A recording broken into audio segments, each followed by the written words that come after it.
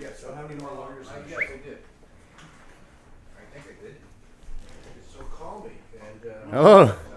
Welcome to the THC show with Neil, where we attempt to educate, stimulate, and motivate by telling you the truth, giving you some hope, and a way to help change things for the better. On the show today, we're going to have Chris Livingston and Sook Lee as our guests. These are living legends on the downtown east side. They've been at the forefront of harm reduction for many years down there, and I'm very, very happy to have them on the show today. We're also going to have the 420 session with Glenn Wells as usual, and Jerry Martin is here for our Martin Medical Moment.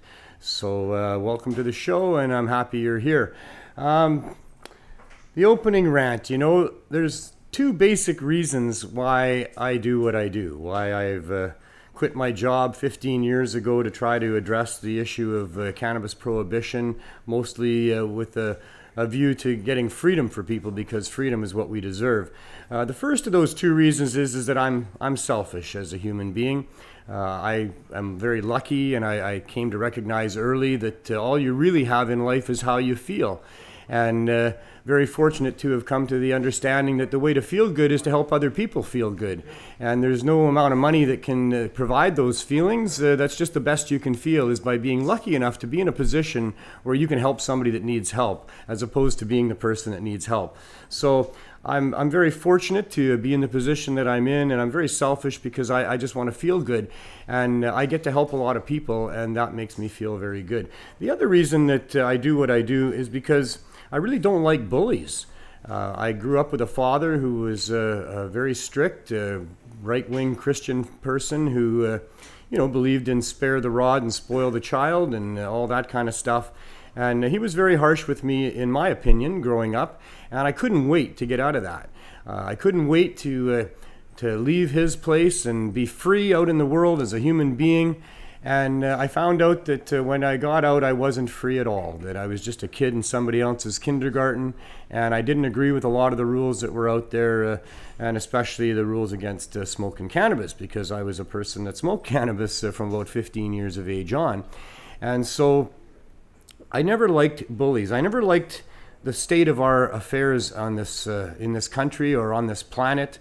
Historically, the people on this planet have always been under the thumb of dictators and tyrants and kings and queens and people who don't respect our rights. People deserve to be respected. Our rights deserve to be respected. And our rights are not given to us by anybody. They are just rights. We have natural rights. And we have a natural right not to be bullied. Although that doesn't kick in right away. When you're first brought to this planet, you're a helpless little baby, and the people that are looking after you, parents or guardians, hopefully care about you and love you and try to teach you what's right and wrong. And in doing so, they get to tell you to do stuff that you don't want to do sometimes, and that you can't do what you want sometimes. But that all ends when you get to that point in your life where you say, thank you very much, I appreciate what you've done for me, but I'm going to be my own person now, and I'm going to go and establish my own values and live my own life. And from that point on, that person has a natural right to never have anybody again ever tell them that they have to do something they don't want to do, or they can't do what they want, unless they're hurting somebody else. I mean, that's the proviso with that. I mean, with natural rights comes natural responsibilities as well. That once you're a functioning human, you're not allowed to let somebody else hurt somebody else in a significant way without trying to do something about it. You don't have to physically intervene if it's going to put your safety or self at risk. But you need to call the police, or you need to do something. It's a responsibility that we all have. So we have these things as natural rights and responsibilities, but we don't have these things because essentially we've been kidnapped. We've been kidnapped by the financial elite for millennia, and even though our forefathers have fought to gain our rights from these people and to be free, it hasn't happened yet. We've got a democracy, we've got public servants, we've got lip service made to being a free country, but when you look at actually what's going on, the financial elite are still pulling the strings through loopholes that they likely arranged to have there before we even got going on this whole thing. And so now we are subject, even in a free country, in a democracy, of the financial elite who get to lobby successfully. I should actually answer that phone. That's my son, but I should scold myself for not turning off my phone. I said I was gonna, but I didn't. Dan, if you're hearing me, you're gone, buddy. calls me at 4 minutes after 4 o'clock. So let's just turn off this thing so we don't have any further interruptions. Take the sound. Jeez, it's always something, isn't it? So, our democracy has been hijacked by these people, and they lobby, which is a fancy word for bribing and protect and threatening those people that are in positions of influence. And the obvious truth to that is in the policies that are developed. And the biggest one that exposes all of that is the attempt to prohibit cannabis. I mean, cannabis is one of the most beneficial and least harmful, potentially harmful substances in all of nature. It was DEA Judge Francis Young back in the late 80s that declared that cannabis was one of the safest therapeutically active compounds known to man. And so that's my lead issue as someone who's not happy with the bullying that's been going on by our public servants and stuff, and trying to solve that. My lead issue in getting the freedom that I think we deserve as human beings is the attempt to prohibit cannabis. It is such a travesty and such a blight on our society. It undermines our entire justice system. You see, a crime is when somebody intentionally causes harm to somebody else. It has to be significant. You have to know in your mind that you are going to do that damage, and then you go ahead and do it. It's called actus reus and mens reus. And there's no crime in possessing a plant like cannabis or any other plant. There's no crime in growing plants. There's no crime in helping other people get access to plants if they want to have those plants. Commerce is not a crime. The role of government is not to stifle commerce or interfere with people that want to trade amongst themselves. The role of government in that sense is simply to have reasonable regulations on those commodities that there's subsequent problems that arise. And certainly with cannabis, the regulations that need to be put on cannabis would be very, very minimal. It's safer than coffee, it's safer than sugar, it's safer than just about anything that you can get in the grocery store or in the drug store, or even the plants you're growing at home. About 100 domesticated plants in our area here that people have, and all of them are poisonous. None of them you could eat very much of other than cannabis for sure. In fact, all of these things that you find in grocery stores and drug stores have what we call an LD50 rating, which means lethal dose at 50%.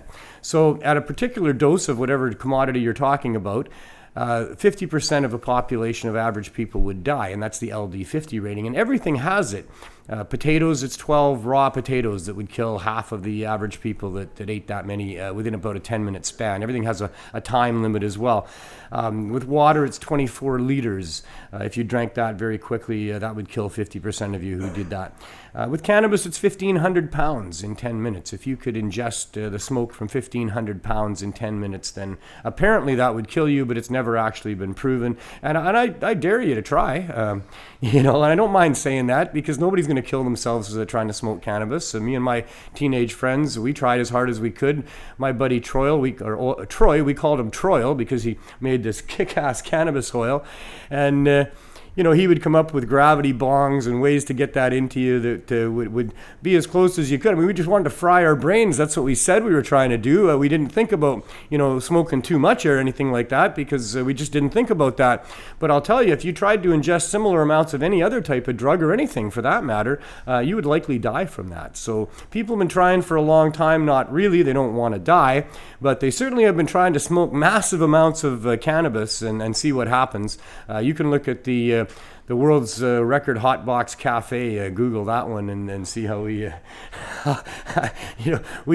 burned so or made extracts into so much smoke that you couldn't see from me to you at its height there. But anyway, nobody died. Only one person got sick. I love you, Roxanne, but my girlfriend was the only one that threw up a little bit that night. But these things demonstrate just how cannabis is safe and should be regulated minimally. So that's kind of where we're at with this. We're On this show, very unhappy about the state of affairs still. We think that we've got a long way to go to attain freedom. We think that on the cannabis file, we've got a long way to go to attain actual legalization. That is what we've been fighting for. Right now, we've still got a prohibition 2.0, essentially, with increased enforcement and increased fines and so many things that are still criminal about trying to trade cannabis outside of the system or grow more plants than you're allowed or carry more than you're allowed, which doesn't apply to just about anything else.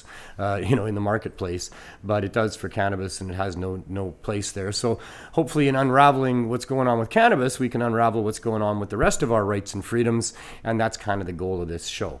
So that's it for my opening rant. We've got some news stories to get to, and I think the first one we're going to talk about is how in Ontario, the cannabis stores there are selling data. When you go in, they demand ID, and always our concerns with legalization and all of this, with the right to grow and all of that, was that we're giving up our names and our addresses and we're registering with a government that can't be trusted. And they've proven that they can't be trusted. And here again, they've got government stores that are now collecting people's data and using it for their own purposes to make more money or whatever else they're doing. So that's not right. And I think we've got a video, Neil? Let's play that little clip. I think this is from Global TV. Buying cannabis in Ontario means walking into a store like this one, if you can find one, or ordering it online from the government-run Ontario Cannabis Store. It's supposed to be a confidential transaction. In fact, it says so right there on the OCS website. It says, we only collect information that is necessary for each transaction, and we won't use or share it for any other purposes, and it will never be sold to third parties. Except some of that information is for sale. You got to walk the talk. That's the talk, and clearly they're not walking it. Global News has discovered that despite what it tells consumers, the Ontario Cannabis Store does sell and share some information about its cannabis buyers with third parties. I can't imagine that people will be fine with the sale of their data and the fact that they may potentially be linked to it. The practice they're engaged in is a violation of their privacy policy. It sells to licensed producers data based on partial address information of Ontario cannabis buyers. Address data that's broken down by what's called forward sortation area, or the first 3 characters of a postal code. Typically in Ontario, there are 25,000 residents in such an area. Hard to identify who's buying. Although in one location in Cambridge, there are only about 279 residents in that code. Licensed producers can buy that information. A how-to guide is in a separate area of the OCS website. Consumers aren't told about the practice. Global News discovered the data sales scheme when it was cited by the OCS as a reason to deny our access to information request. Why wouldn't this be made public? And because they don't want to make it public. They want it to be concealed. It's a practice that they are benefiting from commercially. The OCS told Global News no personal information is shared or sold, and OCS is operating in accordance with its privacy policy. And the sale of data program is focused on products and sales volume. Other provinces that sell cannabis don't sell customer data, not BC, Alberta, New Brunswick, or Nova Scotia. For good reason, according to former Ontario Privacy Commissioner Ann Kavukian. Any potential risk associated with the sale of it, especially if it's in violation of their privacy policy, should be considered unacceptable. Kavukian also called this appalling. It is a matter of trust. The Ontario Cannabis Store declined our request for an on-camera interview.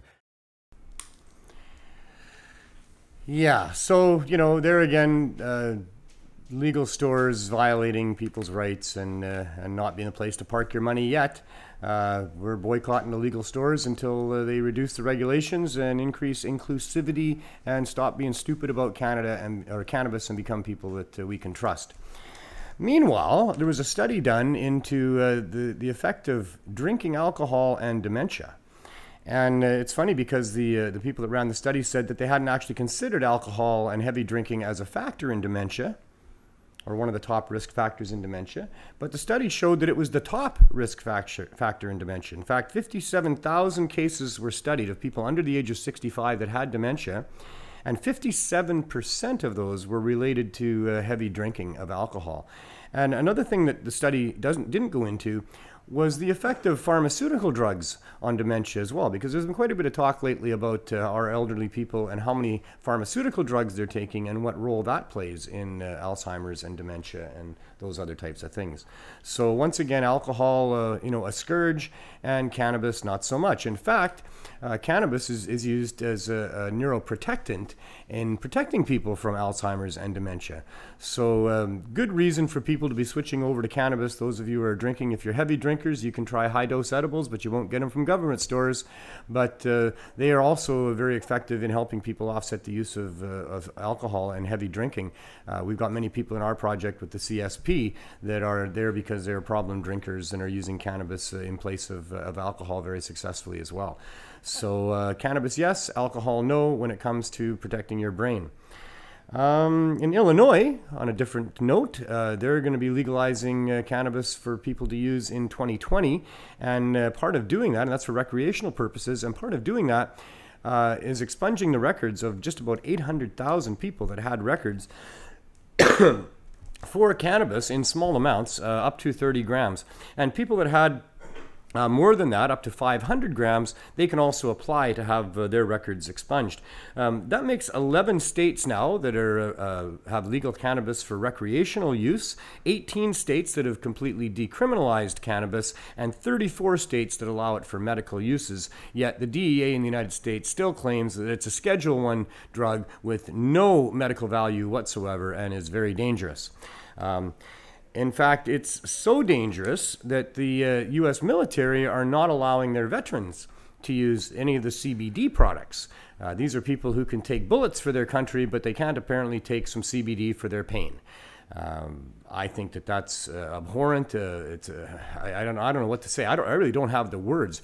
I think people in the land of the free and home of the brave should be up in arms about that, and they should stand up for their veterans and for their service members who just want to combat the pain that they're in from serving their country. And CBD is proving effective to do that, and unless the armed services can come up with some reason why CBD is too dangerous for their soldiers to take, then I'd like to know what their justification is and how they can deny what could be life-saving for some people, but certainly, great benefit to them. And they're being denied that just to continue the farce of reefer madness, that there's some justification for prohibiting cannabis and using tax dollars to go after people and using the criminal law for going after people. So they're just trying to prop up the farce.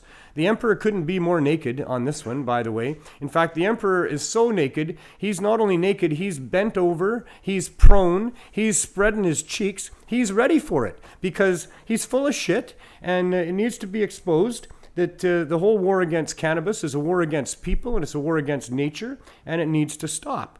So shame on them for doing that, and they need to let their veterans use cannabis and maybe trade in their guns for some cannabis. That'd be a good idea too. Maybe if they had peace pipes instead of guns, then maybe we'd have a much friendlier world and we wouldn't be out there killing other people's sons and daughters and stuff like that.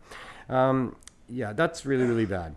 So a related story, sort of, is that legal cannabis, that's fake legal cannabis in Canada. Well, there's our warning for the 420 moment, so I'll wrap this up quick. The LP price for CBD for a small bottle of CBD at Tilroy is $390. And that's almost as outrageous as denying people the ability to get it. It certainly denies a lot of other people the ability to get that. So that's just horrible. Just a quick note here. Saskatchewan is getting $5.4 million from the feds to fight impaired driving from cannabis, even though since legalization, there's only been 7 people charged, or at least in the first 6 months since legalization, only 7 people were charged in all of Saskatchewan for impaired driving to do with cannabis, while 596 people were charged with alcohol-related impairment.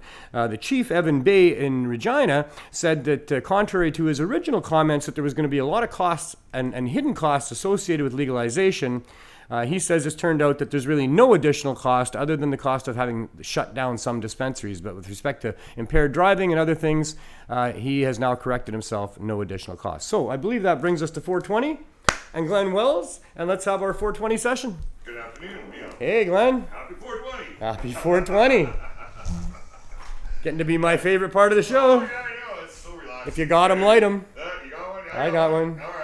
I seen you had two today, and then you got some. Well, it's a there. long show, you know. Yeah. I know Greg Williams was concerned that we didn't smoke enough weed on the show, so.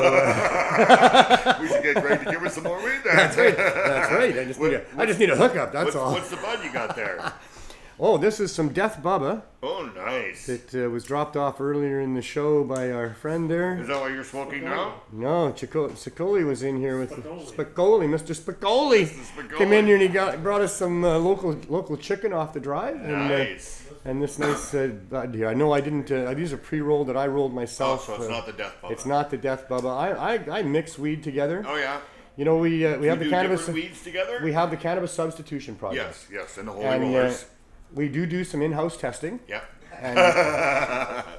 And I'm the main tester. In fact, I'm probably the only tester Okay. but I do. I like to test what we've got, and Yeah. I mix the stuff together that we got, because if we're going to be giving it out to people to smoke in the lineup there, I want it to be something that I'm willing to smoke myself. Yes, yeah, of So, course. Yeah. And there's the added benefit that I have weed to smoke, so Yes. it works out good. Yeah, and you got all those holy rollers there doing all that job. I'm coming in and made a donation Holy a few Rose, times, and they're yeah, all you've been sitting there. around the table there. That's really cool. I like that. A good shout out to the holy rollers there.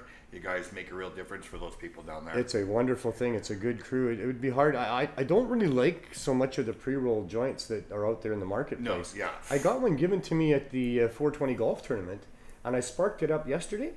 Holy shit, that tasted awesome. Oh, really? let's see. I've never been to that. I've heard about it twice now. I think Jeffrey Lundstrom went last year. Yeah, last Not year this he was there. He wasn't there this no, year. Not this year, no. I'm gonna see if I can find this little tube here. Oh, it's nice seeing you at the dispensary picnic yesterday, too. That was really good. Yeah. Liberty Farms. Oh, Liberty. No, they're great. Liberty Oh, Farms. Yes.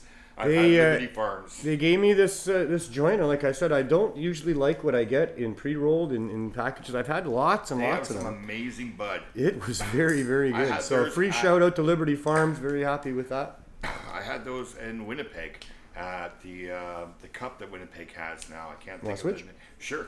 This one's got a bit of shatter in it, so watch yourself. Okay. All right. I used to be a heavyweight, you know. yeah, I it used to be. We'll get you dabbing soon. I don't know. I've tried, you know. It's hard to break the habit. I know. I've been smoking joints for so long. It's just too much for me. I don't know why. I mean, everybody's different. That's the thing, right? Yeah. But if Even with the edibles, we find that most med users need quite a bit. They Yeah. find out they need hundreds of milligrams, something like that's got 150 milligrams in there. I got to use 200 at least for me. Yeah, most people do, but what we find at our project is it's not everybody. And there's people in wheelchairs that have a lot of things going on. That's very tasty too. Yeah. And they tell me that all they need is just a little bit at a time. We've got these gummies that are 5 milligram each, and the one person in particular says all she needs is just one of those. Every couple of hours she takes another one, and she's fine. Everybody's different. Some people green out fast. Some people don't appear to be able to green out. Oh, I know. I've never greened out in my whole life. But mind you, I smoked some really potent weed and got and that's what I think about the difference between alcohol and smoking cannabis is if you smoke some really potent cannabis, you're not going to move off that couch. You're not going to want to get behind a car and start driving. But whereas if you've had 5 or 6 drinks, you kind of feel invincible. You feel like you can do anything or take on anything, and you'll get behind the wheel and maybe run into somebody or cause a death or something like that. Whereas the cannabis user is just going to be sleeping on your couch until he's ready to drive. There's been a few times in my life where I've not driven or I've pulled over because I felt that. Yeah. I would never drive impaired. I think that's a very irresponsible thing. And we know when we're impaired. It's so dangerous on the highways. I don't think people really get the grasp of how dangerous it is because on a non-divided highway, when you've just got that white stripe going between you and those cars coming the other way, in a heartbeat or a missed heartbeat, somebody has a heart attack right there coming the other direction, and boom, they're in your front or grill, sneezes. and you're dead. Even a sneeze, you close your eyes, then jerk the wheel, boom, they're across that line. My sweetie Roxanne, one of her previous employers way back, she died because she lit a cigarette. Oh, really? She just lit a cigarette behind the wheel. Just for that brief moment when you're looking at the end of your cigarette, something happened that she otherwise would have been able to hit the brakes, and she didn't. You just never know. So you never know. It's very serious driving vehicles. They're 2,000 pounds of basically a weapon going fast. Yeah. And you need to be responsible doing that. We need to sort the whole cannabis impaired thing out because I'm not impaired by cannabis almost all the time. Cannabis helps me drive. It's a focusing tool. I use it properly. I use the right dose that works for me. And because of my arthritic pain, which can be debilitating and impairing, cannabis really helps me with that. It helps me focus, and I'm a better driver. And I know that's true for a lot of other people, and I know it's not true for some other people too. So it's up to you as an individual to understand what works and what doesn't. I want to tell you that talking about high potency cannabis and what it can put you on the couch, you just made me flash to one time I was working somewhere on a job site, and I took a little trip down to a little stairway going down into nowhere, and it was a little alcove. And back in those days, I hot knifed just about everything. And I always had my little hot knife gear with me, which was 2 knives and a torch. And so I had tie stick. Tie stick is amazing. So I took a hoot of the tie stick, and I literally did the funky monkey in the stairwell there. I started twitching out all over the place. Really, eh? And I haven't had that happen like that ever before or since, but I do remember that. And, wow. So cannabis can be debilitating and set you right back. And I'm the same way. I've got scoliosis, and so I have muscle spasms that are really, really bad. I've got to be able to smoke a joint wherever I am at that moment in order to relax my muscles, right? So I'm the same way as you. And Well, and I've seen people, of course. I've got a lot of trips across Canada where I've met people and spent months at a time on the road helping people understand cannabis. And I've seen lots of people, mostly with dabs. I would say it's mostly with dabs, where someone, with the shakes or the sweats, and the shakes just stop. Yeah. Or I've seen people in wheelchairs have that toke and feel themselves get a sense of their body and stand up and say, look what's going on. Or, I've had chills in the back of my neck many times watching people experience. I have a story where my friend was dying from throat cancer last year, and some people that I know donated some RSO to him. Well, he didn't stop smoking and drinking, and he died at Christmas because of his cancer. His daughter has epilepsy, and when she was going through her dad's stuff, she found the RSO, and she started taking the RSO, and then she realized that she wasn't having as many seizures during the day, and her mom was able to have a regular life because she didn't have to be there with her daughter during seizures. So now she gets RSO from the BC Bud guys. They donate it to her, and she puts it on her tongue, and her mom and her daughter are so happy now that she's got a regular life. And I've known this girl. She used to walk around with a walker, and it was always twitching and stuff, and now she can color and do all kinds of stuff. It's so amazing. And it wasn't even meant for her, but she found it, she tried it, and it worked. If cannabis wasn't such a huge threat to the bottom line profits of some of these other groups, pharmaceutical groups and what have you, then there wouldn't be such stifling of this information. It would be touted as the miracle plant that it is. But these stories don't get anywhere near the publicity that they should at all. We're going to change that. And, I think things are changing. Yeah. Bill Blair was at a community meeting in Langley, and I went to see him there. And I talked to him before he went on stage, and I addressed him twice on the stage, and I talked to him after his performance, because that's kind of what it was, and I walked him back to his car. The last woman that spoke there got up and said, I was an anti-illegal drug person my whole life, but I've had this debilitating condition for my whole life. And a year and a half ago, one of my nieces, suggested that I try cannabis, and reluctantly I did. And since then, I got to tell you, sir, I got my life back. And she was so emotionally compelling about what she had to say there. And so afterwards, I was talking to Bill about that, and I said, Bill, that woman's story, she's not alone by any sense. That story is repeated thousands and thousands of times across this country. And he said, I know. I've been to all these other community meetings, and I hear people like her telling me that all the time. I said, well, then how in all good conscience could you as a government not want to promote that? How could you want to downplay the medical value of cannabis and not allow it to be promoted?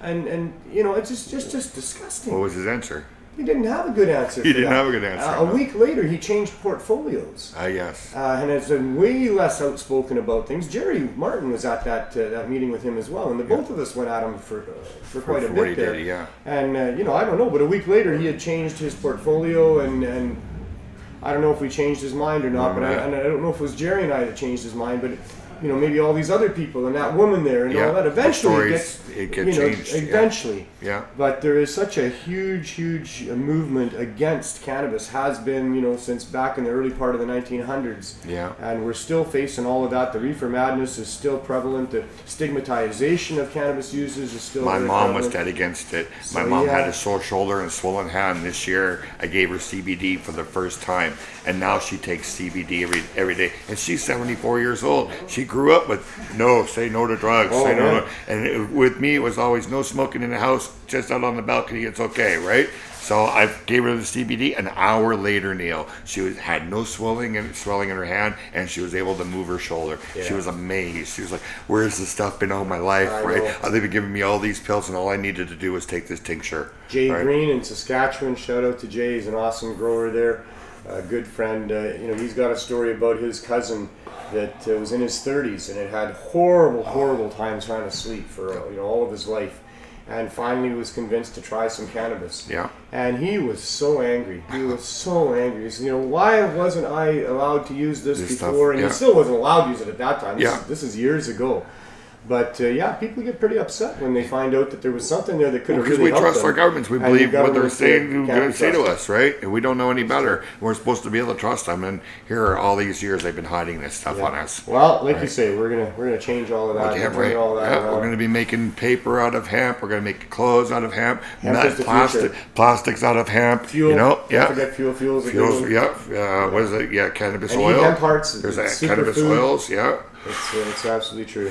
It is the future. If you don't like marijuana, you're not going to like the future. I was always thinking that maybe that. the indigenous people should get into growing hemp. Oh, they are. Because they're famous they for are. making We're gonna be blankets and covering some of that on clothing the and show. stuff like that, right? Yeah, we're that would be actually, a and even whole on new today's show, community we're gonna for be them covering and some of that. income for them. They've got the land to do it. Well, and they've got somewhat independence to do it. Yes, and yeah, they the can seize that for self-governed, themselves, yeah. and they are, and we are going to be talking about some of that. They are our brothers in this fight for sure, Yeah. and that's another front that we can really win back our rights and get some medicinal cannabis dispensaries and other things. Well, they've got So, the red market now, I think that's what they call it, the red market. I don't know. I Yeah. visited them down at Bloom in I went White to Rock. Shannon Falls in Ontario. Amazing store. Yeah, Yeah. Bloom is fantastic as well. Yeah. Not a government store. Not a government at all, store, on the eh? res, right on the border Yeah, there. right on the border. And that's what they're doing. They're putting them all on the borders. Yeah, and, I good think for in them. Saskatchewan too. It's just as soon as you cross the city line, boom into the res. There's a store right there. Yeah, well, we're not done. This issue ain't over. We're gonna win this, but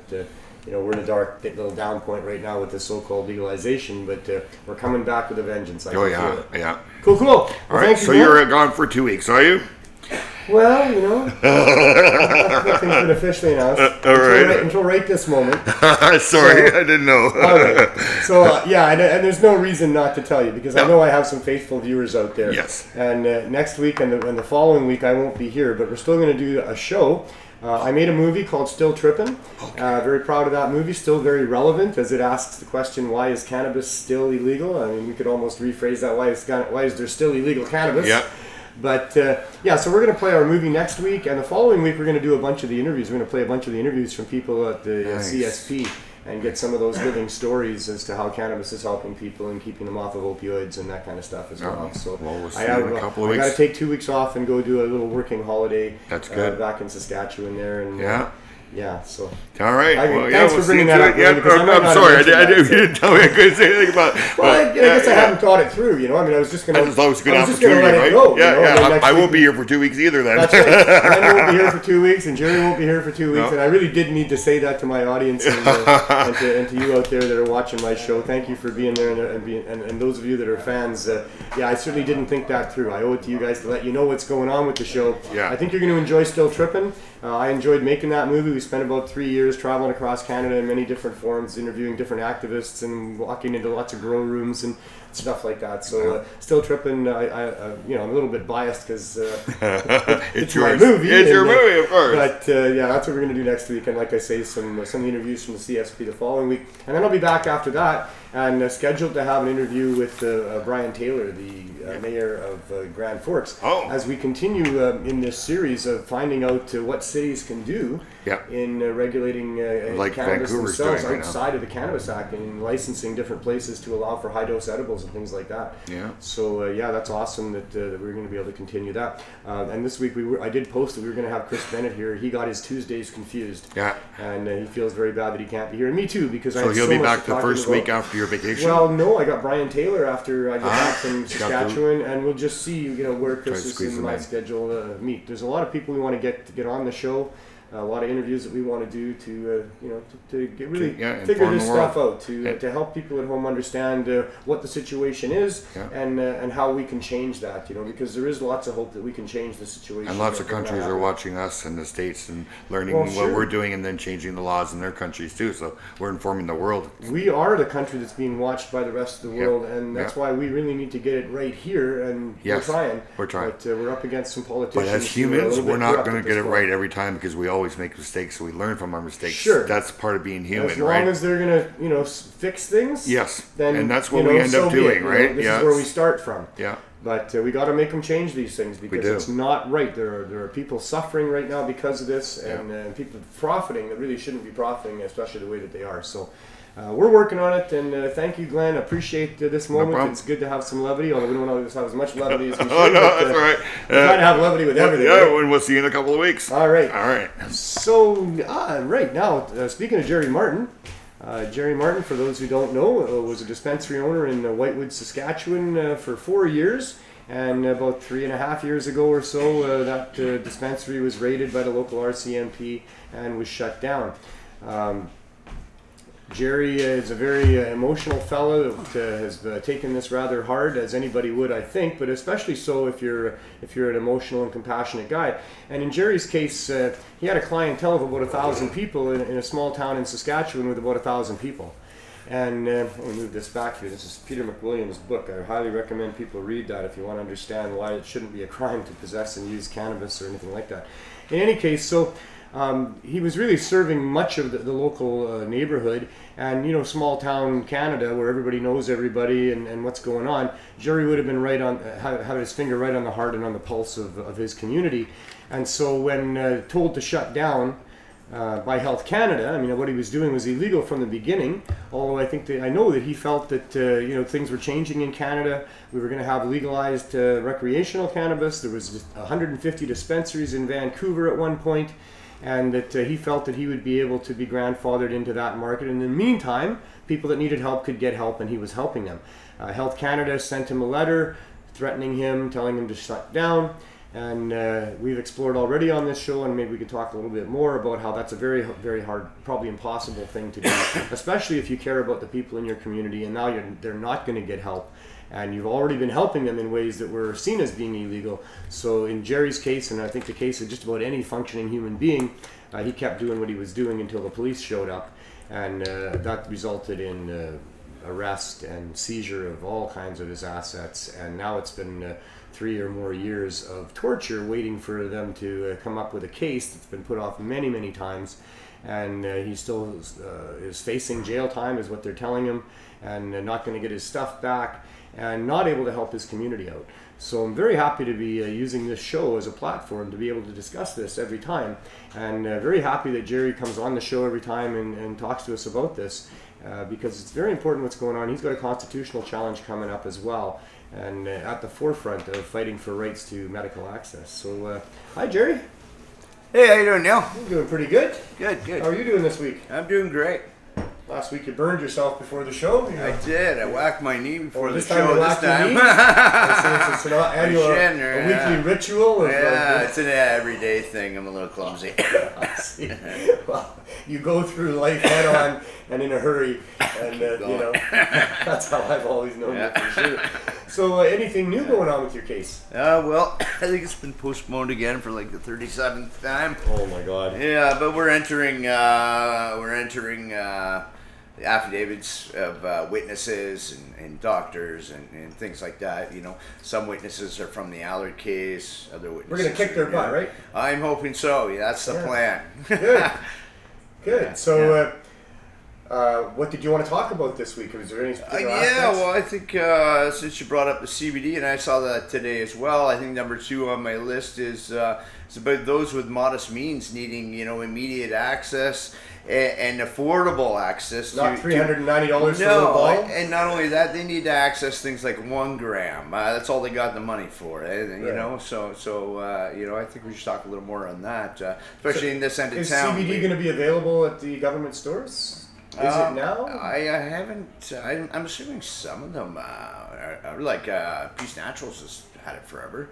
So I don't know about the stores. Available through mail order? No, and I did see some at a store as well in I'm at the Saskatchewan. I noticed they had some out there for sure. But it's certainly $390 comparable to the $45 to $60 that we charge at our dispensaries is a big difference. Yeah, big, huge difference. Yeah. I was just reading another report about how, actually it was in the body of that story about the veterans, the service members in the U.S. military not being allowed to use CBD, and they're going to be tested for it. But the start of that article was from Main Street to Washington and all across the country, CBD is available in grocery stores and everywhere. Walmart's got it. Like, it's everywhere. Yeah. Some Well, I hear the women's- cannabis interferes with mind control. Maybe that's why they don't want it. I saw that story too. Yeah. That and of course they experimented with all that stuff back in the day to see which of these drugs they could use on people. Yeah, and thank God it's all coming out now. The 50 to about 65 there, somewhere in that area, they did all the psychedelics testing. And You cannot trust your government. even in Saskatchewan at Weyburn, they found out they had the hospital and all the testing down there. They were testing kids with with LSD. radioactive cereal. Kids. Yeah. I mean, you cannot trust your government. I mean, No, not you at cannot all. trust your They government. apologize 100 years later, 50 years later. And in the meantime, I mean, it They never just gets rake any in the better bucks. with them. They never close their programs. Very seldom does that ever happen. We don't hear about these programs, for one thing. But they get a budget. They do what they say they're going to do to the point where they're going to get that budget renewed because that's the game that they played. And all these departments just get bigger and more sophisticated and more intrusive into our lives and more dangerous all the time. And more raises.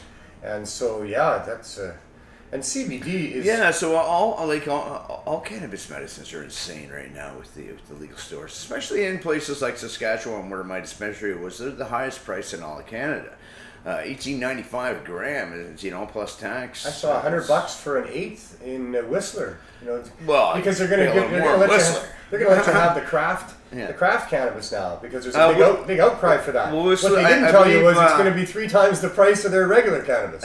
I can't remember who just bought them out, but someone bought them out. Just bought out Whistler Medical. It was either Tweed or Aurora. I think maybe one of them too. I didn't hear that story. Yeah, they're all buying each other out as time. It's just the big boys maneuvering right until it's all just the top corporate groups that have everything that's worth anything.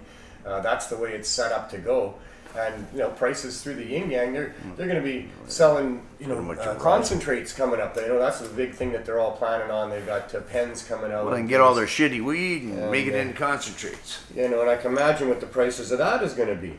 And it's just a plant that's easy enough to grow. I mean, you can get complicated about it if you really want, top yields and other things. But I mean, it's an easy enough plant to grow. It'll flower for you if you just leave it out in your backyard. Some rainwater. I did that in Nanaimo there. Just threw them out in the back in the garden. They were great. It's not hard to get the cannabinoids off of the plant. You can use ice methods and other methods to get the cannabinoids off the plant. For them to think that they can sell people and they're mass producing it. You can buy an automatic they're bubble mass hash producing machine for it. like $200. So it should be cheaper. It should be. It's a bit of a But it hassle can't be to get it off your own because they to grow got your too own many CEOs getting big of course. budget paychecks. But you would think. And too many regulations and restrictions. But growing safety's one thing. Oh, man, it's just insane. It's not heroin. It's not. I've seen fields and fields of CBD. Yeah. As far as the eye can see Yeah. in Alberta and Saskatchewan and Manitoba. I've seen, and in Ontario too. It's not expensive to produce. It's not expensive when doing en masse to extract those cannabinoids. It should be at least cheap enough to keep people going to buy it off of them than growing their own plants and extracting their own cannabinoids. Because it should be cheep, because it's easy. And that's what their plan was, but they didn't keep their word. The other thing is that cannabis pricing has always been based on prohibition. It's always been as high as it is because of prohibition. Those are prohibition. $10 a gram, for fuck's sakes. That's prohibition Well, that's prices. one of the entire reasons behind prohibitions that drive up the price of something. Exactly. It should never Yeah. have been worth that much, but people had to sell it for that much because they were going to get arrested and they were going to have to pay legal fees and it was going to ruin their lives. It's insane. And now they think that they can charge, double and triple prohibition prices for legal weed that's not as good as you get I on the figured everything street. was like over $40,000 a pound or something for that $69 a gram shit. I know, I was doing some of that math and going, insane, holy man. shit. Really, a pound of good weed is under $2,500. I mean, that's really good weed. You can get a pound of weed for $1,000 pretty easy, but if you want something really good, about $2,400. Actually, no, if you want something really good, it's still, you can get it for 14, 15. Yeah, I know that's who true. you know, I Of guess. course you can. It's who you know and where you go. Yeah. And I'm trying to be a little bit liberal. Yeah, here no, in there's what still I'm stuff on saying. the island I'm I've trying to seen give for them a little 28. bit, Yeah, And they're not paying, and they're not paying that much. And to the produce growers that. need to get more. So it's about. I am a little happy that these guys are charging outrageous prices. Well, that's what now, you're it's a little paying if more you're paying a grower. because it usually stays the same to the end consumer in small grams. It's been $10 a gram in most of the country for a as long long time. as I can remember. For a Same long with the gram time. of shrooms, $5 to $10. It's never changed. It's And the always been price of the same. pound on the street at the illegal growers, I mean, that's what you're paying that grower to grow, and he's got his costs. It's usually a small It's hydro room and and some security and stuff. Yeah. But these guys that are providing the legal weed, I mean, they don't have any of that stuff going on. They are growing huge greenhouses full of cannabis. They got a lot of security, They've got that's some for mon- sure. They've got some costs. There's Yeah. no doubt about that. They got And some hiding huge in their costs. rooms. But to charge what they're charging is just insane. Yeah. And they're still not making money. No. And that's Why why they're not making that's money. partly why as Plus well. quality's not there. In time that'll probably happen. It should. Well, one of these guys has got to be smart enough to say, "Hey, everybody's growing shitty weed. Maybe we can grow some good weed." Sure, try some of that. Try one of Gibby's. Here, this keeps going out, but there's some rosin on there. Some that's train right, wreck rosin and train wreck from Jen. One Love extracts there. I mean, I know that there's a real hate on for the Need to wait LPs for this to amongst the go. activists because this isn't what we were fighting for, and they're and lots of them, not all of them, but some of them are advocating for more enforcement of the illegal market and that sort of thing. But, the future has to be something that we're going to be okay with. Just like the corporations are never going to go away. Legal weed controlled by the corporations on their end is never going to go away. I still say what we there need should to be have is our share of it and other choices and a real relaxing of regulations to be what's reasonable. And then eventually, we will hopefully be advocating for people to go ahead and go to the legal stores because they've got good weed that is safe, that you can trust, and they're not spraying. They just need to build facilities Yeah. where you can go in, drop your weed off, get it tested for market, and then you can bring it to a public market. That's all it takes. Public farmers market where it's Easy. been safe, got your certificate. Yep. Good enough. Exactly. And then everybody make a little money. Yeah. Yeah. What's wrong with making money? There's nothing There's wrong with nothing making wrong money. with I making love money. making And money. the government they even got gets mad a at me piece. making money. And the government even gets a piece. Yeah, And they I'm got not- a I'm not piece, sure they got it deserve all. I'm not sure they deserve a piece of weed because taxation should be about addressing costs. If they're going to tax the citizenry for something, it should be because there's costs Well, they were that they need to supposed cover. to give that money to mental health. Was the whole thing. Sure. I don't know. Maybe they have. They haven't. But I really haven't seen any news articles where they've donated millions of dollars to mental health anywhere. I don't Hopefully see the money anybody they that's get coming goes up with a into good story things. saying, "Hey, thanks Trudeau. I appreciate you giving that money over there because I feel Sure. much better now because I got some mental health fix." Yeah, and I'd feel But I better haven't if seen that a was the story case. at And all. maybe that is the case. It's going to go to good things, although, like you Yeah. say, you can't trust your government. So I know be because careful most of their about that. buddies are the CEOs of the mental health unit. I don't trust any of that. But with cannabis, it offsets the use of alcohol, which is a fairly destructive thing in our Get society this all when not growing used 12 properly. years. Yeah. It offsets the use of pharmaceutical drugs that do all sorts of harm in some cases. They do good in some cases too. But Sure where, they do, yeah. But where you can Science use is cannabis awesome. in place of those, you'd Yeah. be wise to do so. Well, I think you should have the option. I think it's My a point personal is that decision. cannabis increases the value to society of a whole bunch of different things. It's a violence suppressor for people. So we'd have less domestic violence. It cures a whole bunch of different ails that people have that cost our medical healthcare system a lot. It'll cure or offset the use of alcohol, which costs our criminal justice system a whole whack of money. So I'm not sure we should be paying money for taxes for people to get weed. In fact, I think the government should probably subsidize and find other ways to I encourage wonder how much the use they of cannabis. stole this year alone from dispensaries. I wonder if anybody's Yeah. ever tallied up that. 540 all the pounds and all plus the raids oils. now. Yeah. Since legalization. Probably billions, eh? You know, I close would to imagine, $1 billion yeah. for sure. And And I then don't there's know, the cost to doing 100 those million raids. for sure. You know, and they don't pay for anything. So all the police costs in doing those raids is all borne by taxpayers. I don't know what they do with all the stuff they confiscate, but I'm Well, pretty they sure say they're they not. burn it. Yeah, they don't think they're getting money for it. They should be getting some money for Yeah, it. we don't know really what's going in that fire, though. I mean, they do seize properties from taxpayers. I know they seized all mine. and they do admit to that, and so there are numbers involved in the amounts of money they get for the property forfeiture that they get. Yeah. But They get it all again. It's like my truck that was $45,000. I owe $55,000, and they got the truck too. And so, what do they do with the truck? Well, I don't know what they did with it. There's probably some cop driving around it now. I don't know. Bank auctioned it off, right? It would be auctioned. Yeah, but the point the is cops they would got buy it, it and I am because still responsible for the full amount of the loan. Wow. Yeah. And I had it 5 days. And you haven't actually been convicted of anything yet. No, but those vehicles are gone now.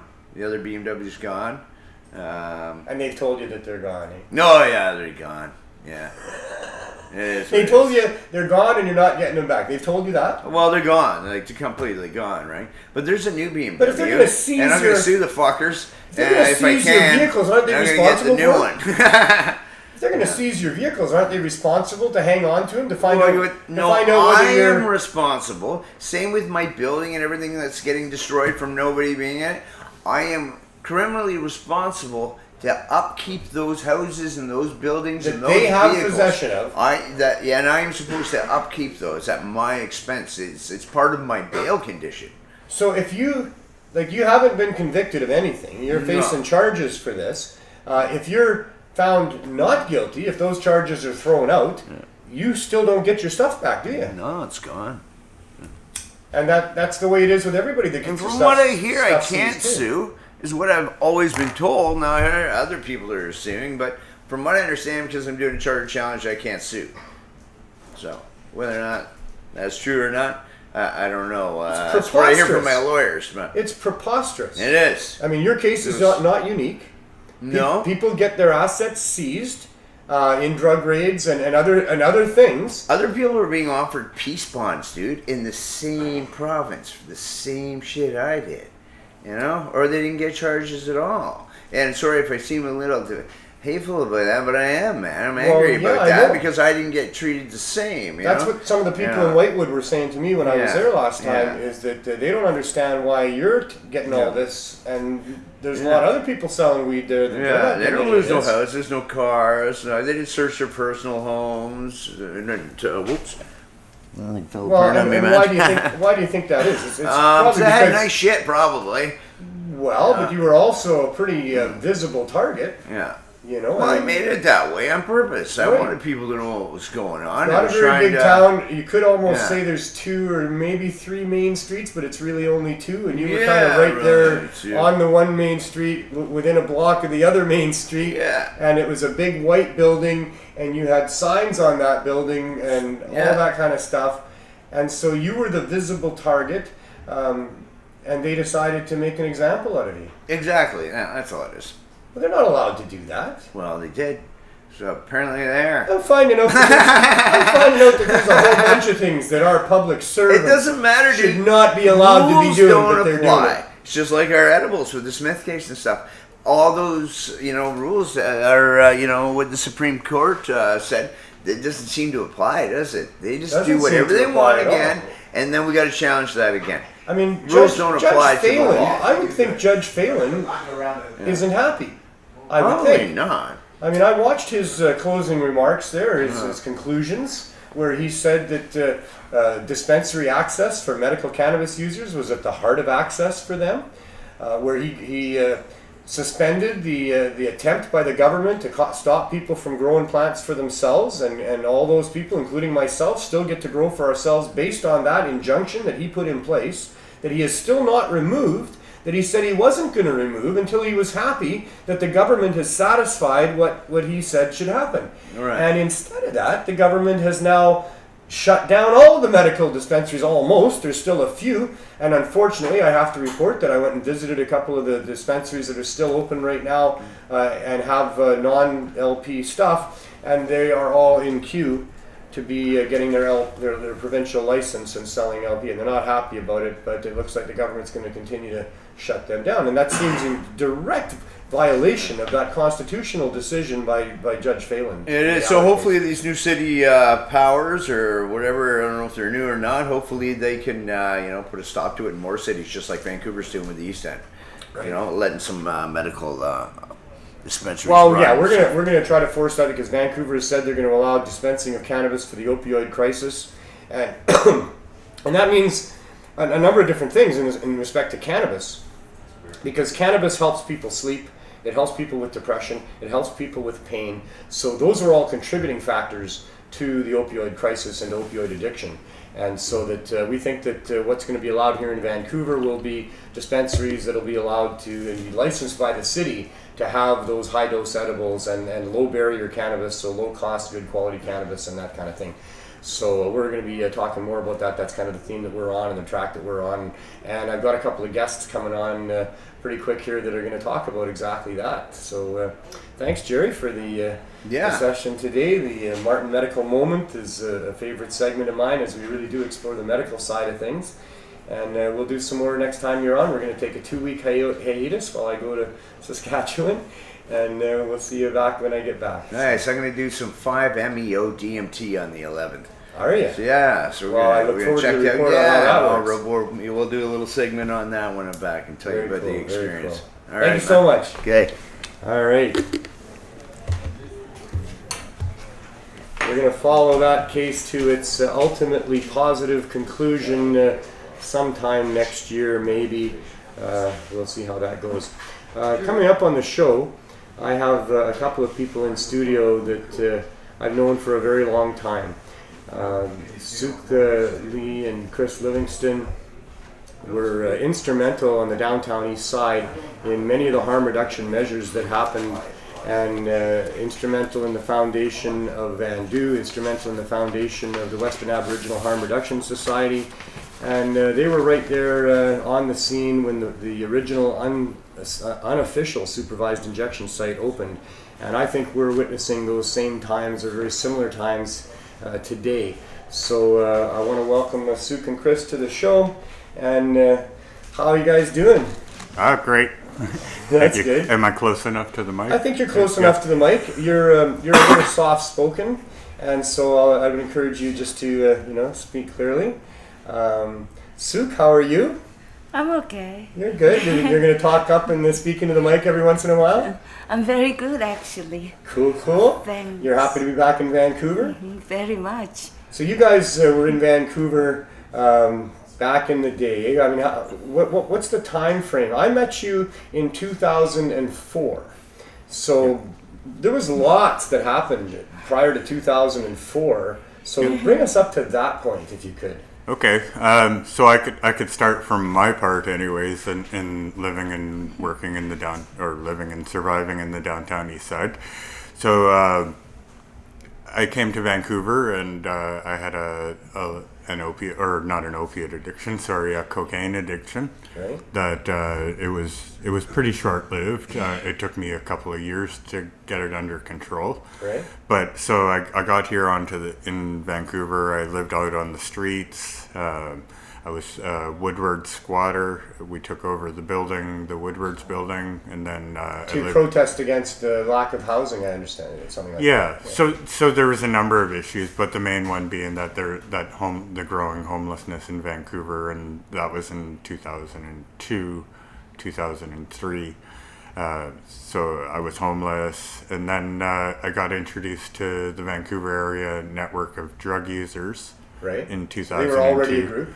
So they were already a group, and so I started volunteering at their support groups. They had a number of things like the Housing Action Committee, and they had a support group and a methadone group. So I was just introduced on the street to those smaller discussion groups, anyways, and I was elected through attending those meetings. I was elected to facilitate those groups, the discussions and the strategy that street level drug users have in the downtown east side. So and then later on, I got onto the board of the Vandu, and then so we started noticing within this drug user organization that a significant proportion of the people that were the members are Aboriginal people. Right. So and then we started realizing that maybe that the programming didn't really reflect the values of a First Nations person in what they think they need in their health. Right. So we formed a group. It was the Aboriginal Caucus Group. Right. It was called. It was a group. That's a precursor to wars, I Yes. guess. Yeah. So it's the T-shirt I'm wearing here. Yeah. But so we made a poster with Vandu, and it just asked the simple question: "Are you Aboriginal?" And then we circulated it in the downtown east side, and then we had a big meeting at the Carnegie Center where we started talking about issues of First Nations issues, and then we eventually, through like the Woodwards and working with other organizations like Pivot Legal Society, and we were able to form as a society. Right. So when did the previous overdose crisis hit that resulted in the unofficial supervised injection site? Well, that was a bit before my time. I think it was about 1996 that the big China White happened here in Vancouver, and it wiped out a whole bunch of people, and there was demos, and that was the creation of Vandu. Right. Yeah. And then after Vandu, they were a big part of that unofficial supervised injection site with Anne Livingston and that as well, right? Yeah. So and myself, and Sook. so it was interesting. So we used to have this place, and that's where the meetings that I was facilitating happened, was at 327 Carroll. Right. So we would have our group meetings there, and that's where eventually we started the guerrilla injection site. Right. So we had an activist nurse. Her name was Megan Olson. Right. Who's I don't know if she gets to see this, but big shout out to her. She's out in the Lakalzat village, the Nishka village of Greenville. Well, so if nobody knows where she is, she's still doing really well from what I hear. So cool. Hi Megan. And thanks for your work saving the lives of the people in the Do you downtown know east side. much about the history of that injection site as far as pushback from the city? There was raids apparently, and they shut down a couple times, but opened back up, or? Well, there is. So we voluntarily shut down at one point, but so when we started, Wars was there. We brought our members to the chill outside, and we provided that extra measure of security between the staff and the street. So, and it was an ideal situation. Right. But so at the same time, the PHS was formulating its plan on getting the real supervised injection site. And at the time, everybody was calling it the safe injection site, which eventually morphed into can never there's be still 100% people out there, and safe. especially media outlets, that'll call it the safe injection site. I try to answer that every time I can. Yeah. That the reason that you have a supervised injection site is because it's not safe to inject drugs. It's never safe to inject drugs. It's a dangerous thing to be sticking a needle of anything. Anybody, the doctor, it doesn't matter. A hospital, it's never safe. There's safer ways to do it, and there's fairly safe ways to do it as well. Like, it's done safely a lot of times, or at least done without danger, or not danger, done without incident many times. It's a routine procedure, not so routine when you're doing it behind a dumpster for sure, and with maybe used needles, and with lack of expertise, and not a clear head, and lots of other factors that contribute to that.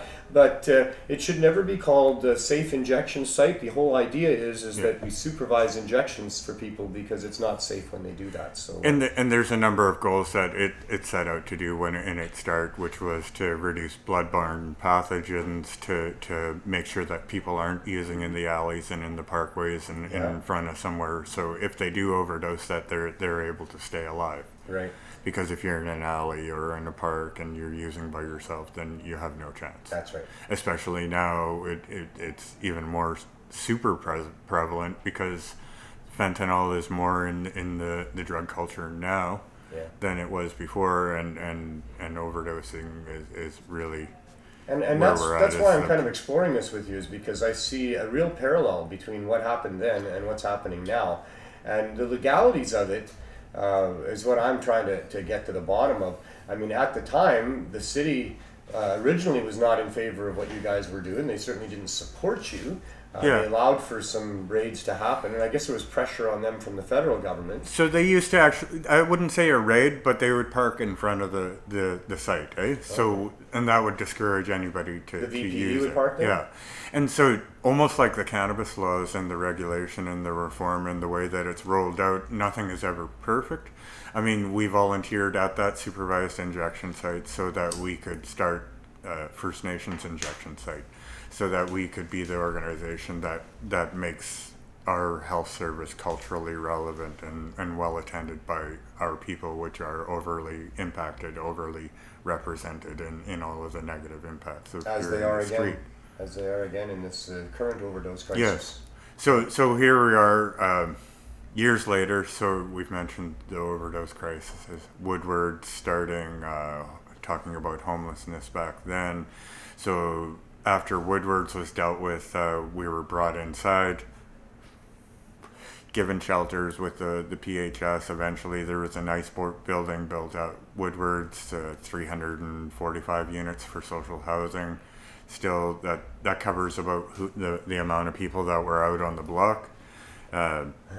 So, and that didn't end with homelessness either, right? So here we are years later. So the exact same year, tent cities were still open. We were set up at Victory Square until November, when the veterans got tired and they wanted us out. They were an eyesore. The park wanted to do renovations to Victory Square, so we decided to move. So we split up that tent city the next year and went into two separate places, Strathcona Park, and we had our park our squat at Crab Park. Crab Park. Yeah, and it was called Eternal Turtle Island, and that's where we had all First Nations people, all the WARS members that were homeless were living up there.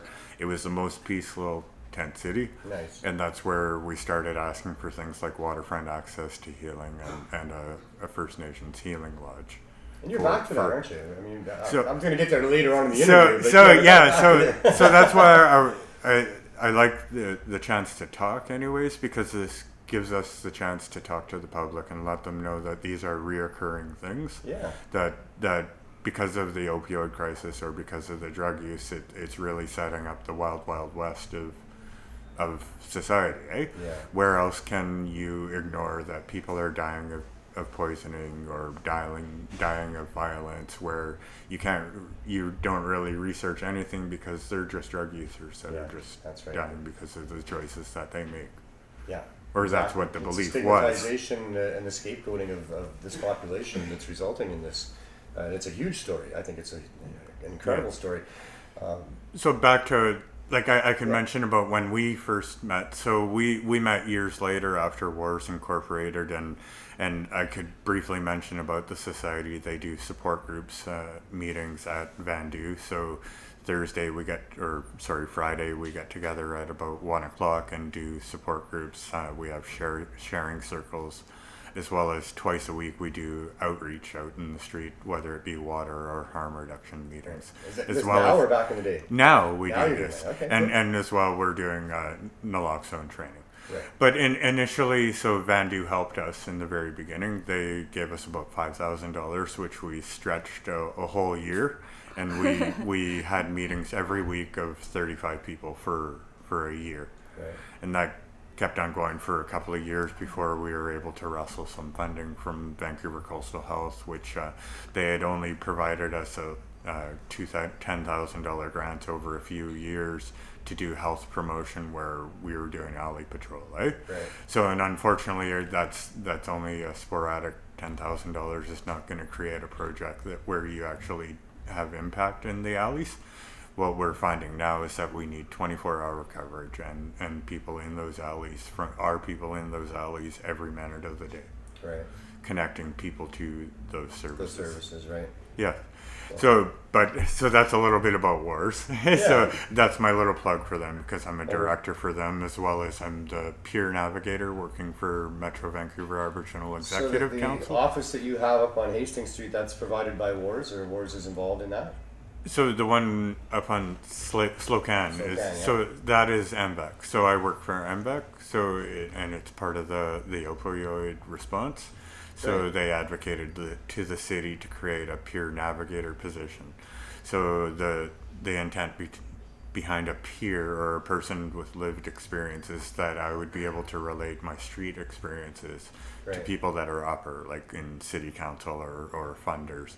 And then likewise, I could go and get the funders' messages, and then hopefully translate it to people on the street. And you're helping other groups and other people that are involved in trying to address the overdose crisis. Yes, I've been working with all of them. It's been a great, so since you and I knew each other, we worked together on the herb school. Yeah. So I didn't do a lot of work there, but I helped to start it along with Sook here. Yeah, that was an amazing chapter in my life, for sure. That's how I got to know you guys.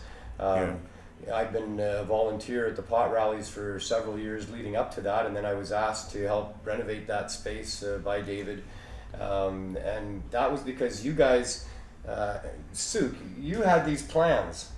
You had binders full of plans, and almost all of them were about cannabis being used in some form as a harm reduction place. Yeah. One of your binders was about a herb school, where you would have a curator that could talk to the authorities about why cannabis should be used even though it was illegal, and that's how it came to be. I don't mean to put words in your mouth, but you don't say very much. You can just nod if I'm right, and correct me if I'm wrong. So you had decided that this was going to be the first one that you should open up, and you went to David Malmo-Levine because you were aware of him as someone who spoke about cannabis and the value of cannabis as a harm reduction tool, which led to him asking me to help him renovate the space. And during that long weekend renovation, I ended up quitting my job and moving in there with my son. And I lived there and operated that place for 22 and a half months before I had to go on the first tour across Canada talking about the same issues we've been talking about here. But none of that would have happened without you guys doing that. And that led to me understanding how cannabis edibles especially was helping the people that were on the hard drugs down there. We didn't expect the hard drug users to be our clients. We never expected that. I mean, you just offered a space. When David talked to me about it, when we were renovating it, we thought that it would just be people from the cannabis community, those that would dare to venture into that neighborhood, that would come there. And yet, pretty quick into it, a lot of our clientele, and then pretty soon the majority of our clientele, were people that started using cannabis to help them with a lot of different things. And we got told over and over again about how people were using the edibles to get through withdrawals and to get off of the hard drugs. So that's how I got my knowledge about, how cannabis edibles can help people on the street with their hard drug addictions and stuff. Yeah. And most of our clientele were Aboriginal people as well, and most of the people on the downtown east side that struggle with this. It's still today, it's abhorrent to me how our system allows for that kind of discrimination against a population of people, but it is still going on here, and so from I wanted to reflect a little bit on what you were saying. So Sook and I and David, we were sitting in the park across the street. Across the street from here, yeah. and it's exactly like the cartoon, eh? We had a discussion and we talked about getting cannabis to what our goal was to get medicine to people, especially in the downtown east side. So the reason why people are actively in these really trying substances like opioids, cocaine, or methamphetamines is because is all because of access, eh? Yeah. So even though those things like cocaine or opiate, the base 1 unit is not that harmful to you, but access has led users into this. I don't know. I almost it's like a fairy tale, eh? It's like Santa Claus, eh? When people say that that drugs are bad, eh? So drugs are used to alleviate trauma. Right. And Jake, because of the lack of access and the way that doctors prescribe medicine, people are in these situations that they are. And it's not just Vancouver, it's all across Canada, in rural Canada. People are hooked on those Oxycontin pills, and then eventually the doctor cuts them off, and so what are they going to do? Yeah, exactly. They're going to have to try to get what they can out of their friends and neighbors or friends and relatives' medicine cabinets, and when that runs out, then nobody else will help them, then they're on the streets. Yeah, that's what happens. So back in 2007, Sook and I attended the United Nations NGO forum on yes, and that's where we brought it up there, right? Yep. And what we were told, do you remember, was it would take 50 years. Yeah. For them to legalize and unroll cannabis to us, and that's what I brought to the Vancouver Area Network Drug User Board. Forever it was that cannabis support group, cannabis as medicine. We should promote this. It's a much softer drug compared to the ones that were. And to be fair, they agreed with that, and they had me set up an office there back in 2009. For 3 weeks, I was able to dispense cannabis to people from that office in Vandu, and then the lawyers got involved and decided that wasn't a wise thing to do with a place that was funded by Coastal Health, and so it got shut down.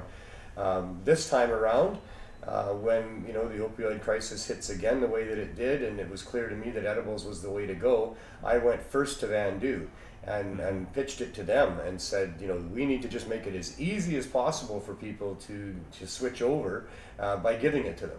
We'll just give them away, care packs that it'll hopefully get them through to the next time we're here, and that's what we've been doing for 2.5 years, thanks to Vandu. Without Vandu, I don't know where our program would be, if it would still be at all, but huge thanks to Vandu for having that happen. It's nice that they're able to actually have that fostering relationship, though at times I think that because we get together there and we start initiatives, we start programming, and then eventually we get too big for that side. Well, not just that. A lot of the things that you guys have done and started has been contrary to public policy. And that was pointed out at the council meeting with Marion, who came there and very eloquently explained Vandu's position of nothing about us without us and some other things.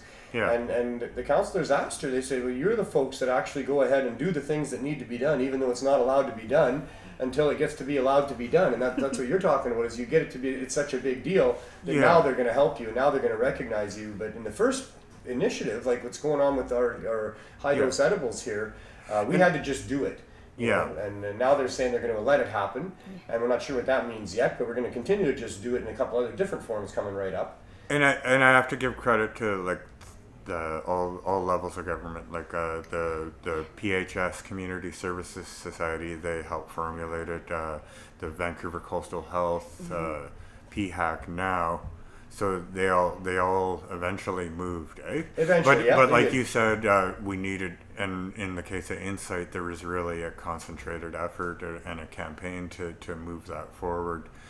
Sook and I got to work for the PHS at the time, so we did rallies across Canada, in Ottawa at the World AIDS Conference. Well, lots of different demonstrations at City Hall here as well. Yeah, we collected 14,000 letters from the public over 7 months. That was our job, and that set was up great. Crosses at Oppenheimer Park. It was all kinds of different options.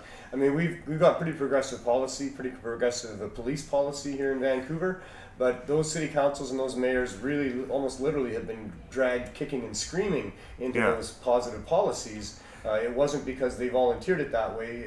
And that's the same thing as, so those are my questions with First Nations issues then. Eh? So that was way back then, and this is now. We're in 2019. As you know, I've been gone for 10 years. I'm back since last January, hired on as a peer navigator, working with the opioid response.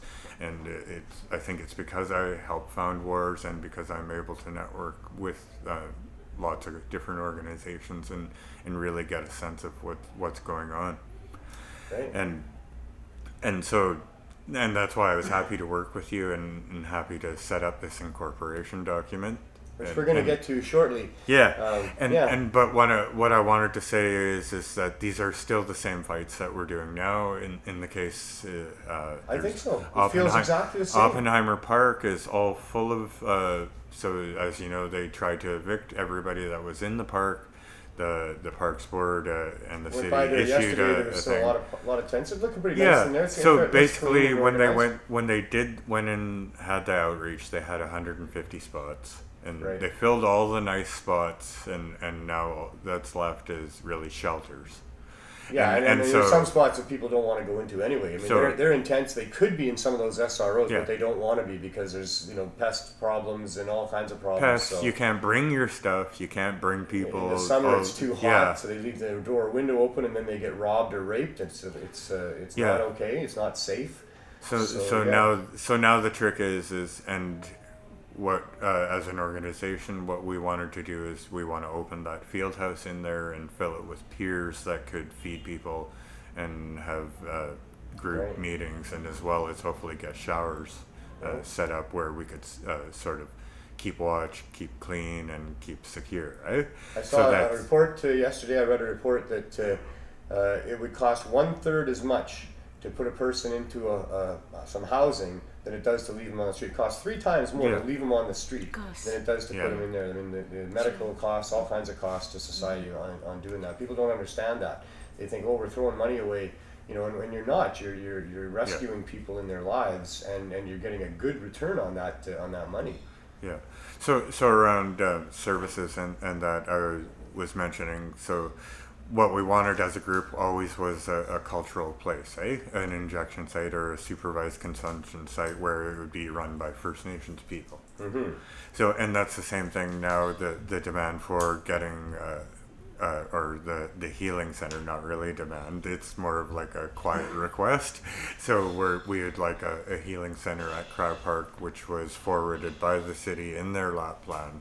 Right. In which we're just bringing it forward, and because the public wanted it and they still want it, the healing still hasn't happened.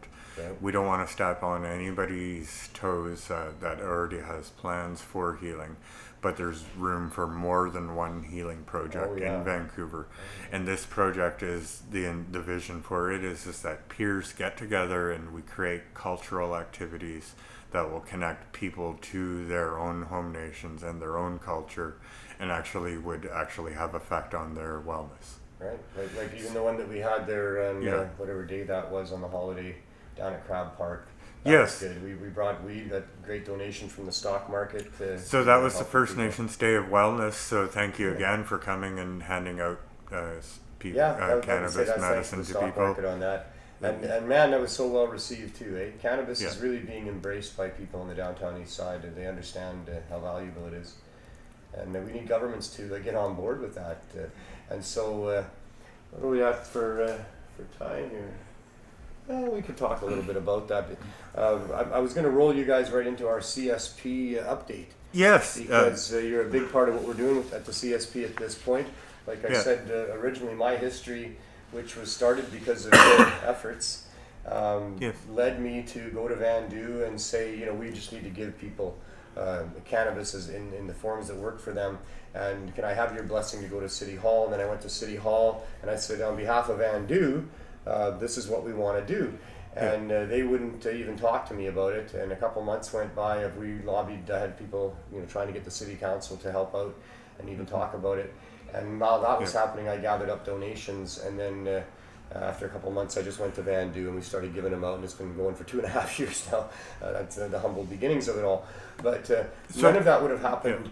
Like I say, without my knowledge that happened from the herb school of how cannabis, especially high dose edibles, can work. And here we are now 2.5 years later.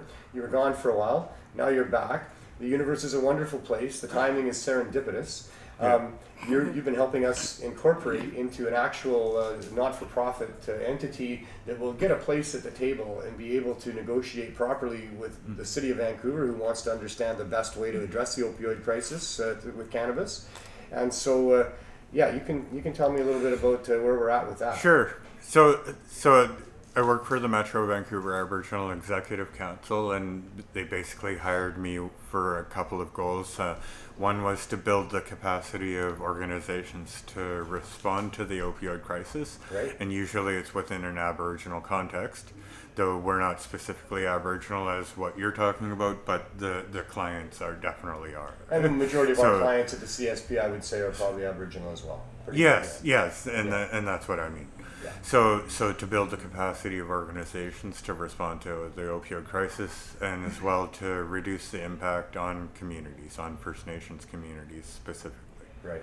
So that's sort of the context of my work in Vancouver. So I've been working on like things like Crab Park. I've been working with Toro, the tenant overdose response organizers who do outreach into the SROs, getting people, making sure that they're safe and not overdosing, as well as the wars and the Aboriginal Front Door, and from on your side. So it's been really an active learning curve. I've gotten to meet lots of people. I was fortunate to already know you, so Yeah, that was kind of so- coincidentally fortunate for sure. so it's my pleasure to work with you, and sort of, so within MVAC, the role is that we're basically information people. We work on studies and information from studies. We like First Nations information, and we like to give it away and form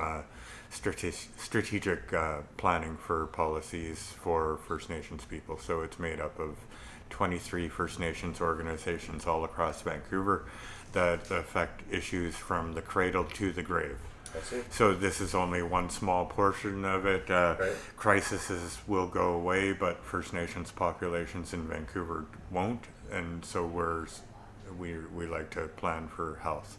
Great. So I wanted to share actually some of the things. So I was able to meet with some of your people and sit down and talk about what they would like to do as an organization. Right. And so that was the formation of this document that you've circulated, and now you have a board of directors that have signed up, and we're about to go through Did we get that done today? So no, we didn't. Okay. So I went Really, down. really close. I went down to the old Society's registrar's office and found out it's they just do companies now, and all Society stuff is all online. Oh. So I went and had to go buy a visa, get a prepaid visa, and I will Right. do that later.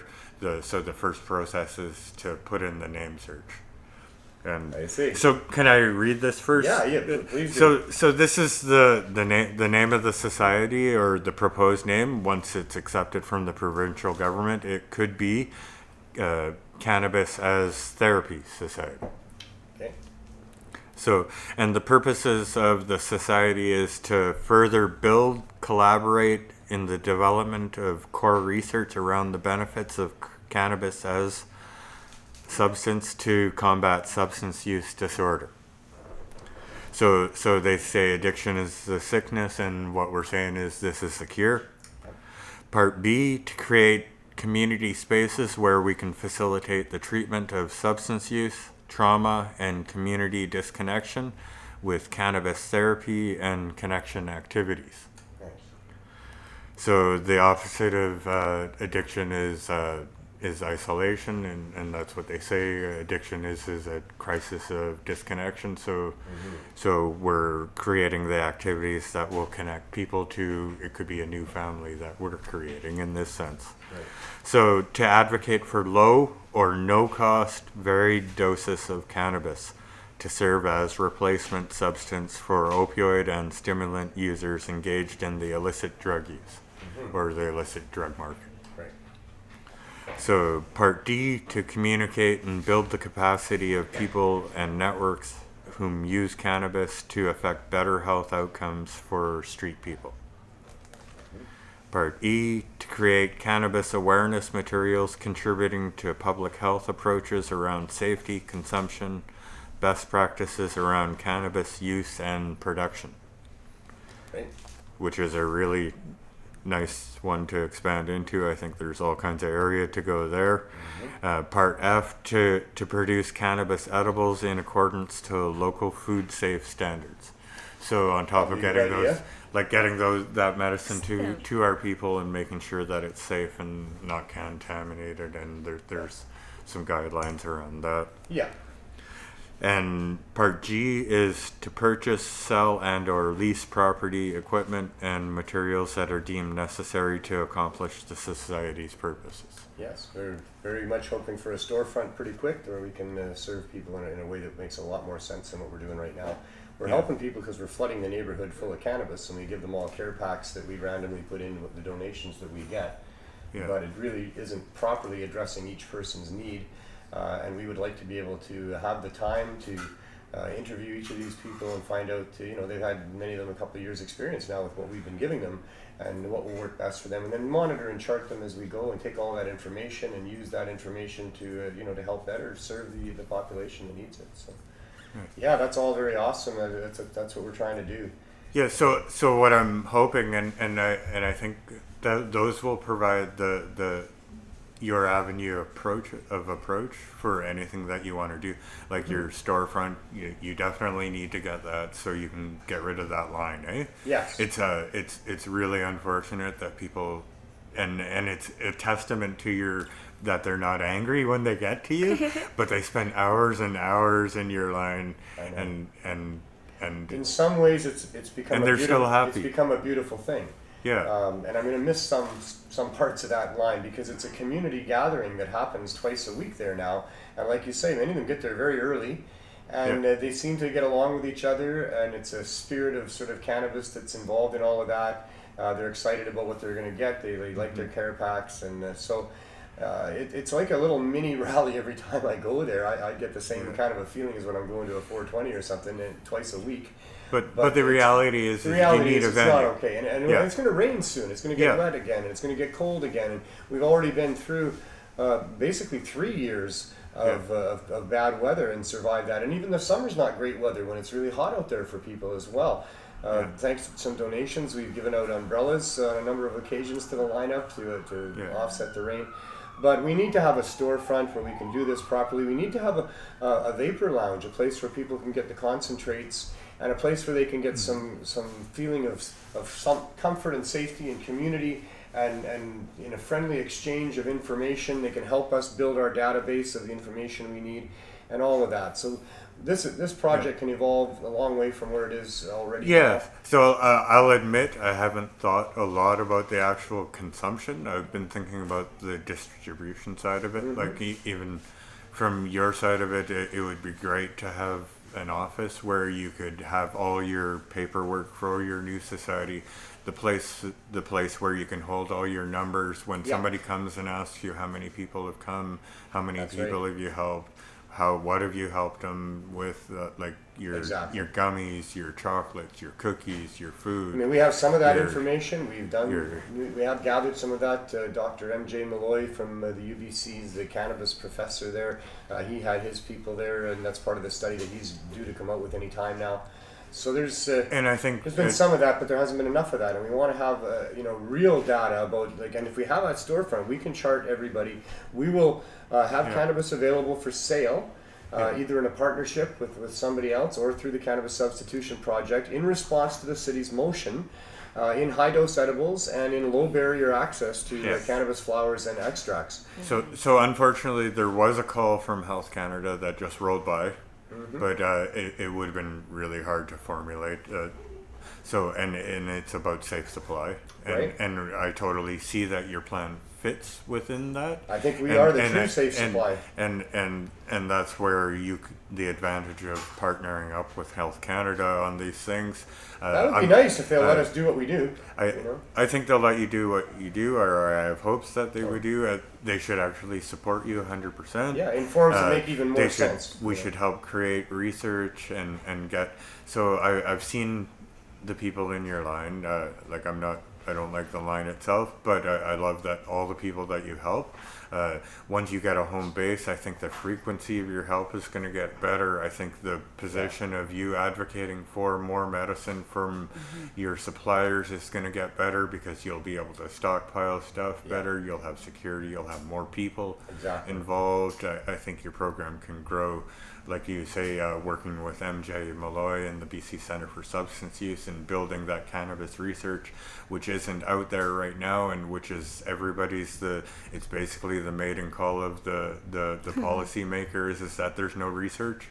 So in this There case, is some, if they wanna look, yeah. Yes, there's some, but really that's what everybody falls back on, whether it be It's more a homelessness, reflection of the homelessness or drug desires of the use. policymakers. They say we need research. Yeah. We need cannabis research, and is it really helping? Right? Yeah. So that's what we're willing to do That's on right. behalf of this. Work with MJ Malloy and talk to those people out on the street, get their sampling, get that medicine to those people, get their feelings on how it's affecting their lives, and how it's making it better.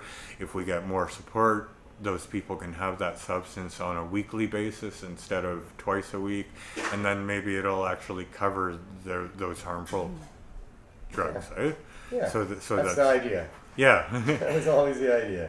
So- No, we're moving forward in very positive ways. I've been excited for the last little while here as Yeah. I've watched things coming together, and you're a big part of that for sure. Yeah. with So what you're- so the problem I see, anyways, is that a person really needs a lot of things to get better in their wellness.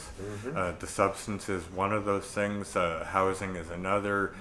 Their economic standpoint or where they are in life. Those health determinants are those things: housing, employment, stigma, colonializations for First Nations people. Those all play a part in their wellness. Yeah. So unless we address all of those things to create that full spectrum approach, we're only going to get minimum impact. Yeah, and I think So- we can incorporate that into what we're doing as well. As And we, that's as we why dispense cannabis to people, there's a lot of room there for educating people and helping in all of those ways. Yeah, Or at and, least and mainly. understanding really from your side, it would be great if you knew the people that were there. You knew where they were living, what is their situation, how did they get there, where do they want to go. Right. So Exactly. those are all the questions that sort of my job and that sort of Yeah. brought me out, and AMVEC, and I think everybody, the public, wants to know those things as well, I right? think so, too. So from my side is we need connect. And most of the people in my lineup are more than willing to share their stories as well, and they want people to understand where they're at and how they got there and what can help them and all of that. So Yeah. I think it's a pretty responsive group as well. And creating those cultural spaces Yeah. for the I clients. think we've got a bit of a Or- bright future ahead for what the CSP is going to be able to do, and I think it's going to help with a lot of pushback with what the government's done with their legal stores. And the Indigenous communities across Canada are also kind of at the forefront of that fight as well, as they're being told they're allowed to have government stores, much like the rest of us, they're having it jammed down their throats.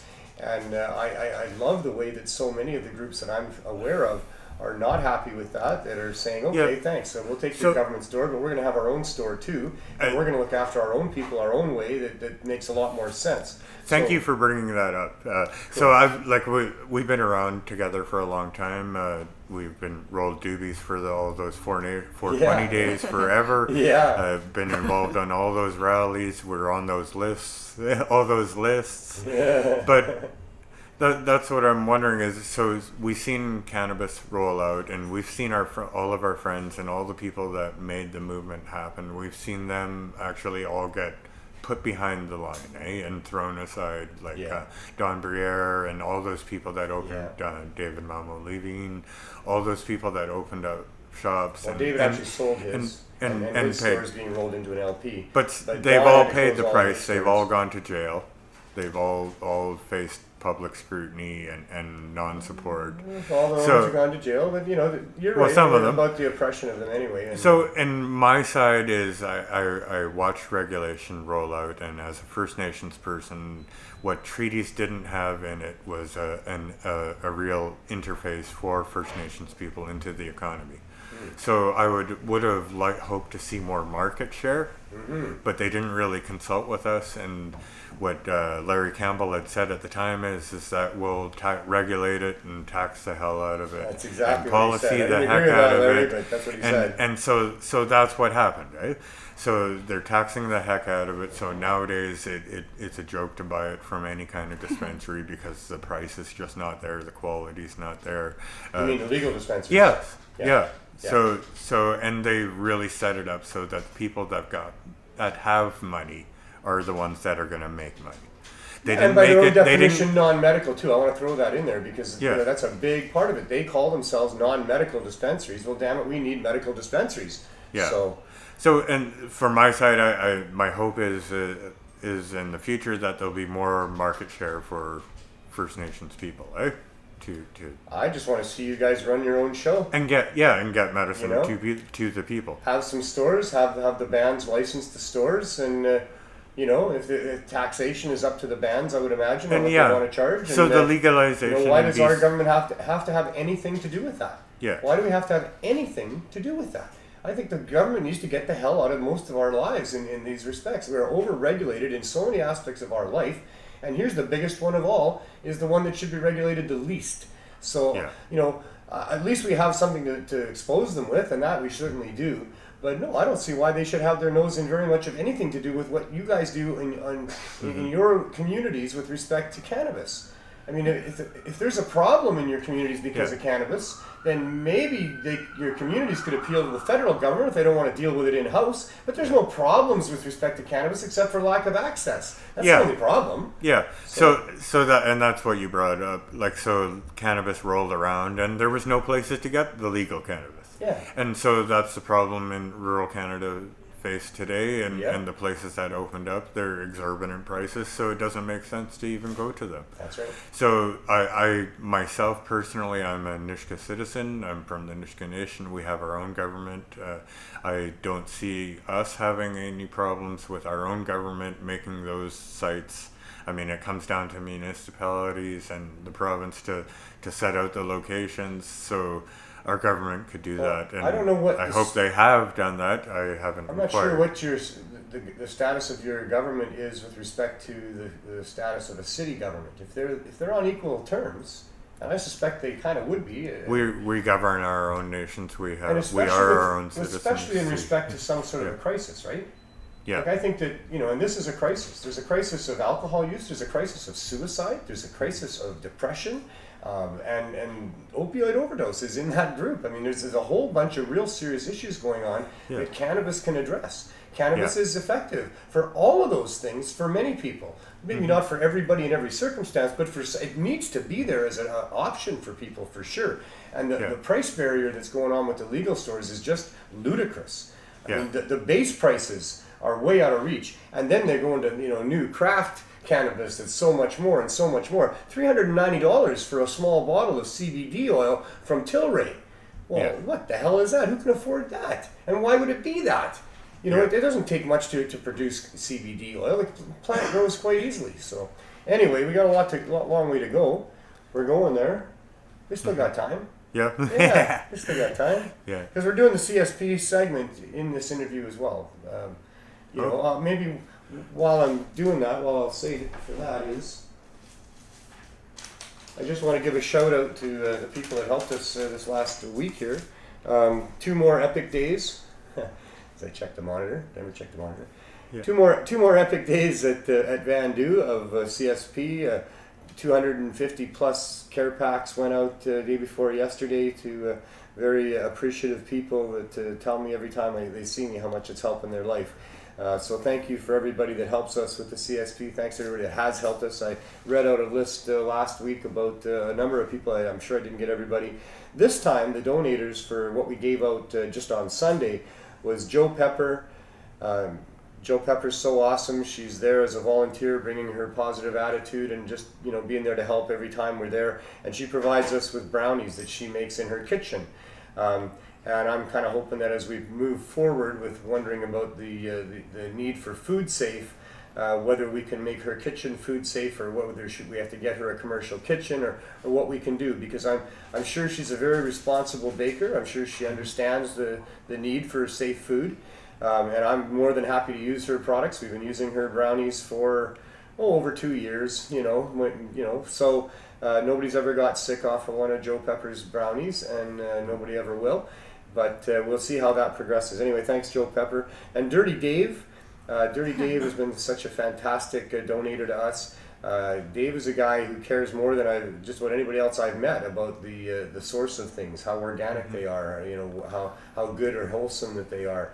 And anything that comes from Dirty Dave is going to be have a lot of love and care put into it by somebody who really understands those issues. And we get capsules from him, 200 capsules per week that we give out to people, one per bag until they're gone. Move the Movement, a great donator of ours for so long. Check them out online. If you've got a story to tell about how cannabis has helped you in medical ways or in any way, check out Move the Movement and tell them your story so we can create a living database of true stories that come right from the mouth of the people that experience them.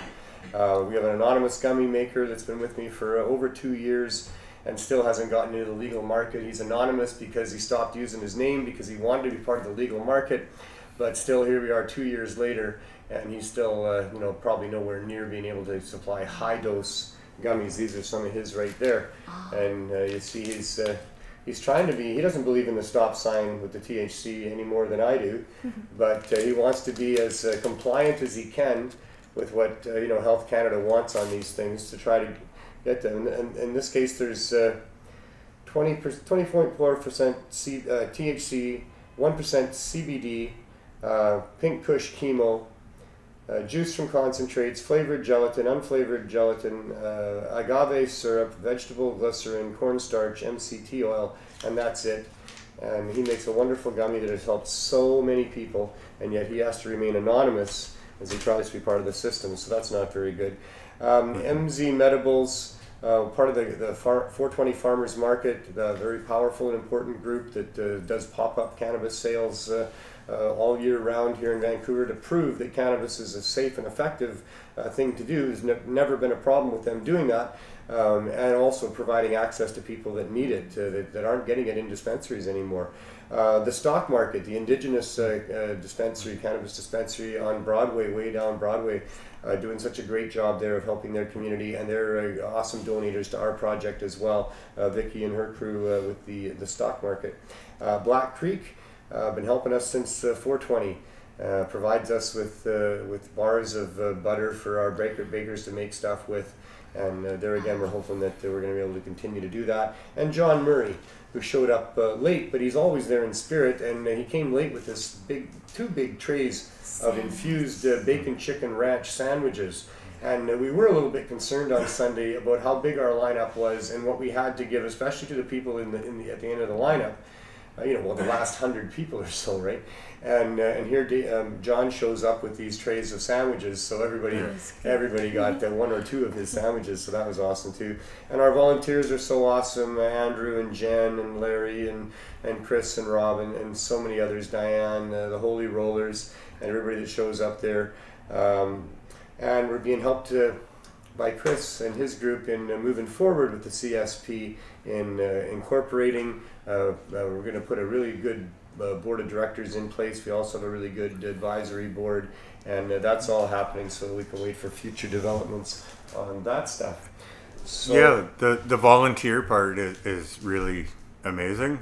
The dedication that your rollers have, the people that show up every week. They never miss. The donators, the actual sheer volume or how much stuff you've given out is just an amazing amount. Yeah, the core volunteers and the core donators are incredible. I'm blown away.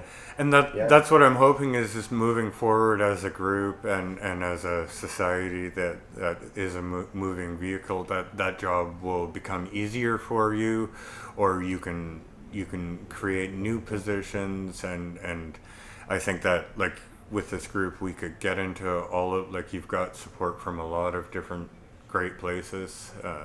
Yeah, and more to come, I dispensaries. think, because as we get more and more recognized for what we've done and what we're doing, Yeah. you know. So why not- We've had very little media coverage. It's been crazy. You know, we're handing out what is against the Cannabis Act essentially, and we're helping keep people alive. Yeah. In a profound way. It's a very dynamic program that we have, as you know. Every time we're there, it's a real production that happens. Yeah. And there's over 1,000 edibles that go out every time, twice a week, to this community that Coastal Health says is a vulnerable community. Yeah. So You know? so we're going to be So, talking yeah. with the city soon as well, sitting Right. down with them and sitting with And that's down the with idea of other incorporating stakeholders. this, yeah. Is and how can we get how can we get donations from all the different dispensaries, different growers, different corporate entities, whether it be like Canopy or whoever? One of the ideas So- that's come forward is that all these legal cannabis stores, they should probably have donation boxes for our project. Yeah. And unfortunately, there's some rules or some hurdles that you might have to overcome. Those stores to do do have that. some of those hurdles, but shame on them for having them.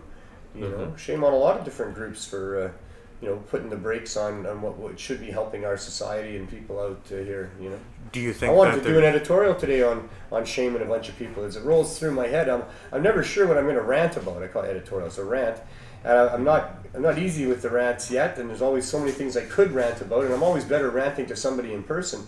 But that was what I was thinking about. Is there's a lot of groups that deserve to be shamed, and I know you want to give credit to all levels of government for helping, so Yeah. far with these other things, but they are reluctant to help, and they are still seeming to be mostly in the control of a bunch of profiteering groups that are standing in the way of people getting proper access to cannabis and the information. I would just like to have that knowledge out there that cannabis edibles in high doses can really work for a lot of different things for people. Yeah. They're very, very helpful, not just with the opioid crisis, but for a lot of different things. Yeah. And yet, there's not been really anything from the mainstream media talking about the fantastic benefits. Well, I'm in favor of edibles as well as smoking. Sure, I mean, absolutely. it's to me it makes, if you're a crack smoker or you're a jib smoker, you've been roped into using those substances by access, eh? Yeah. It's the access to less harmful stuff. So as access opens, why not open access to high dose vapor pens? Oh, so well, sure. so then they get a high dose and it covers that trauma and that you get that medicine delivery for sure, right? Yeah, I say high dose edibles, but I usually say high dose edibles and concentrates. Yeah. And that's part of our project as well, as we've had the BC Bud guys there on, Yeah. on numerous occasions, and they're giving out dabs to people. I want that in a bit of a more controlled nature. Because than what we're all doing those it there. drug users, they all But, smoke, eh? yeah, I no know, matter smoke. what substance. And in the form it of is. concentrates, Yeah. you're right. It can Yeah. be enough. You can dab Yeah. yourself right through withdrawals and If that you as well. open up access to that, people will pick that. Yeah, And they'll that's stay with that. It just rather can't be. than, It just can't be terribly expensive, right? It Yeah. can't be as expensive as what the government looks like they're going to make it be. Already Yeah. because of prohibition as well. But a gram of real good concentrate at say Bloom Dispensary, when I was there a couple of weeks ago, it was $80. For a small little dab. I brought my mom there, right? I said hi to my mom for you too, Sook. So. But I brought my mom there, and I was showing her, what they had there, and they had these little vials with just a little dab of concentrate. It was $80, and she's like, "Wow, $80 for that?" And I said, "Yeah, because that is really serious medicine for people, and it just takes a tiny little bit, like on the end of a pin. If you take that, it can really help with a lot of different things. So you don't need to use very much of it, and it lasts a long time based on that. Although for some people, they dab through a gram pretty fast, but it is much more. But it needs to be." It needs to be accessible by price, Yeah. not just by being there. Because Yeah. being there in all these government stores, if it's going to be $150 for a gram, that's not accessible. It needs to be in just like a housing model where you're dispensing medicine to people that need it. They get their hydromorphine in the morning. They get their methadone in the morning. So why not get their THC in the morning? Or the tobacco addicts, Yeah. a horrible scourge. It kills millions of people. Every year, millions of humans die from smoking commercial tobacco. And yet you can buy that at every corner store, at every gas station right across Canada. It doesn't matter how close it is to a school or anything like that. So, Yeah, there needs to be accessibility to the stuff that's good for people. I'm not going to comment on the accessibility of the stuff that's not good, but if you can get the stuff that's not good that easily, you should certainly be able to get the stuff that's good for you. Yes. So last Friday was National Overdose Awareness Day. Right. So there was an event down at Sun Yat-sen Garden by the again, this Canadian week in the Association West too, by the way. of People Who Use Drugs, and they did a skit about the Gastown riots and the opium dens, and it was a nice event. But so what I was going to mention is right now, at the same time as the International Overdose Awareness Day, the city of Vancouver has also released a safe supply statement. So they've been working in conjunction with community action teams and the opioid task force, which has made recommendations. So there's a safe supply statement that the city is on board with now, and they're going to be advocating to different levels and different people's communities and health authorities to get rid of the poison drug crisis. Well, we're working on it. Thank you. Thank you. And together with you and me and a whole bunch of other people, and hopefully you at home are figuring out ways that you can throw a wrench in the gears of these prohibitionists and corporatists and the other people that are resulting in all of this stuff that we're trying to address and lack of access and things. Well, we're living in dangerous times with the election looming, and so which way are we going to go? Who are we going to support? I don't have an answer for you there. Yeah. I really wish I did. We've been lied to too many times by the politicians. I don't trust any of them. But we all know who we don't want there. I have to put my trust in people. And if enough people, band together or even on their own, do what they can do. It's very powerful to contact the person that's in charge of things here. And by that I mean your public servant. And it's so strange is that harm reduction and things like getting medicine to people all is a conservation method. Or it's all about conserving, eh?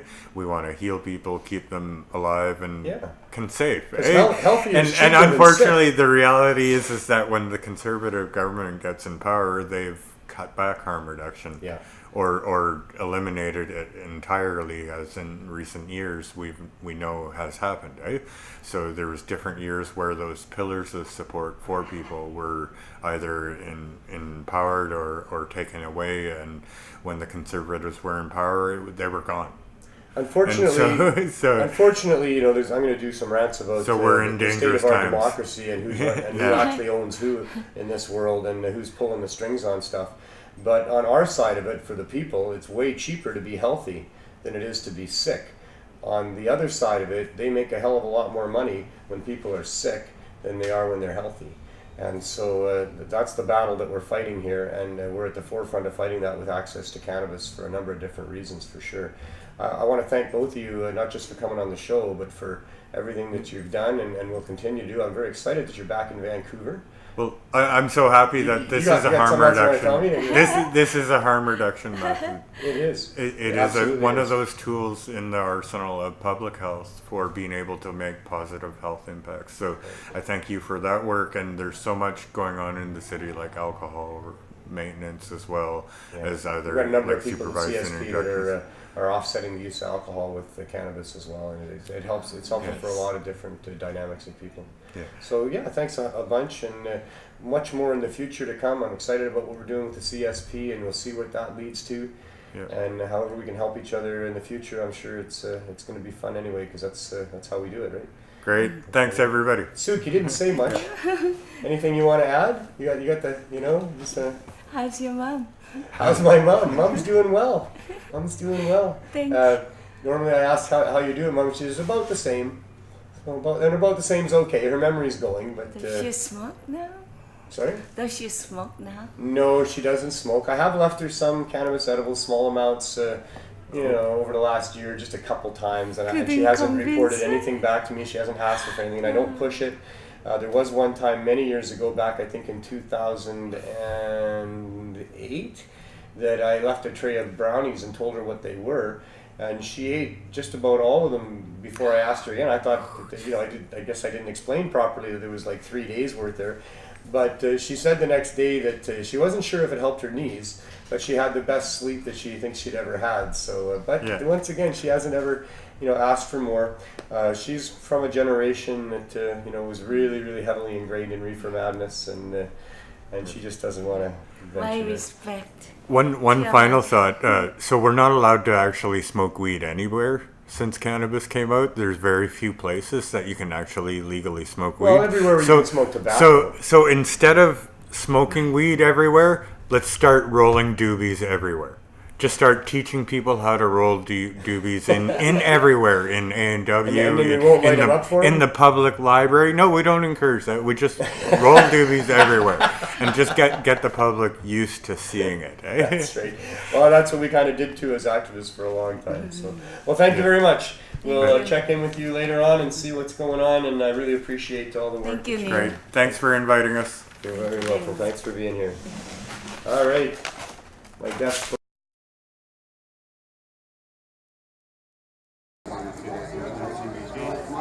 There you go. Cheers. Have a great day.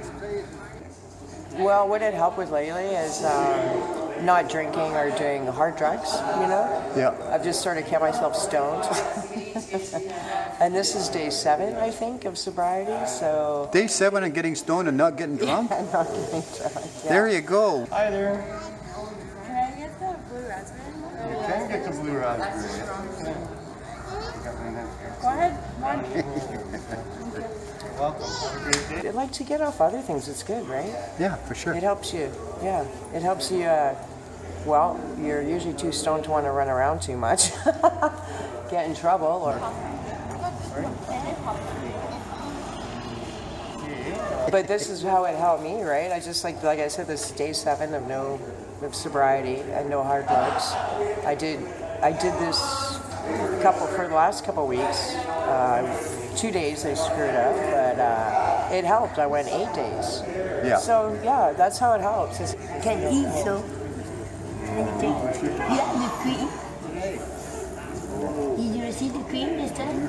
No? Oh. Going to help with my pain. Bye, bye, bye. Oh, that's great. Thank you. You're welcome.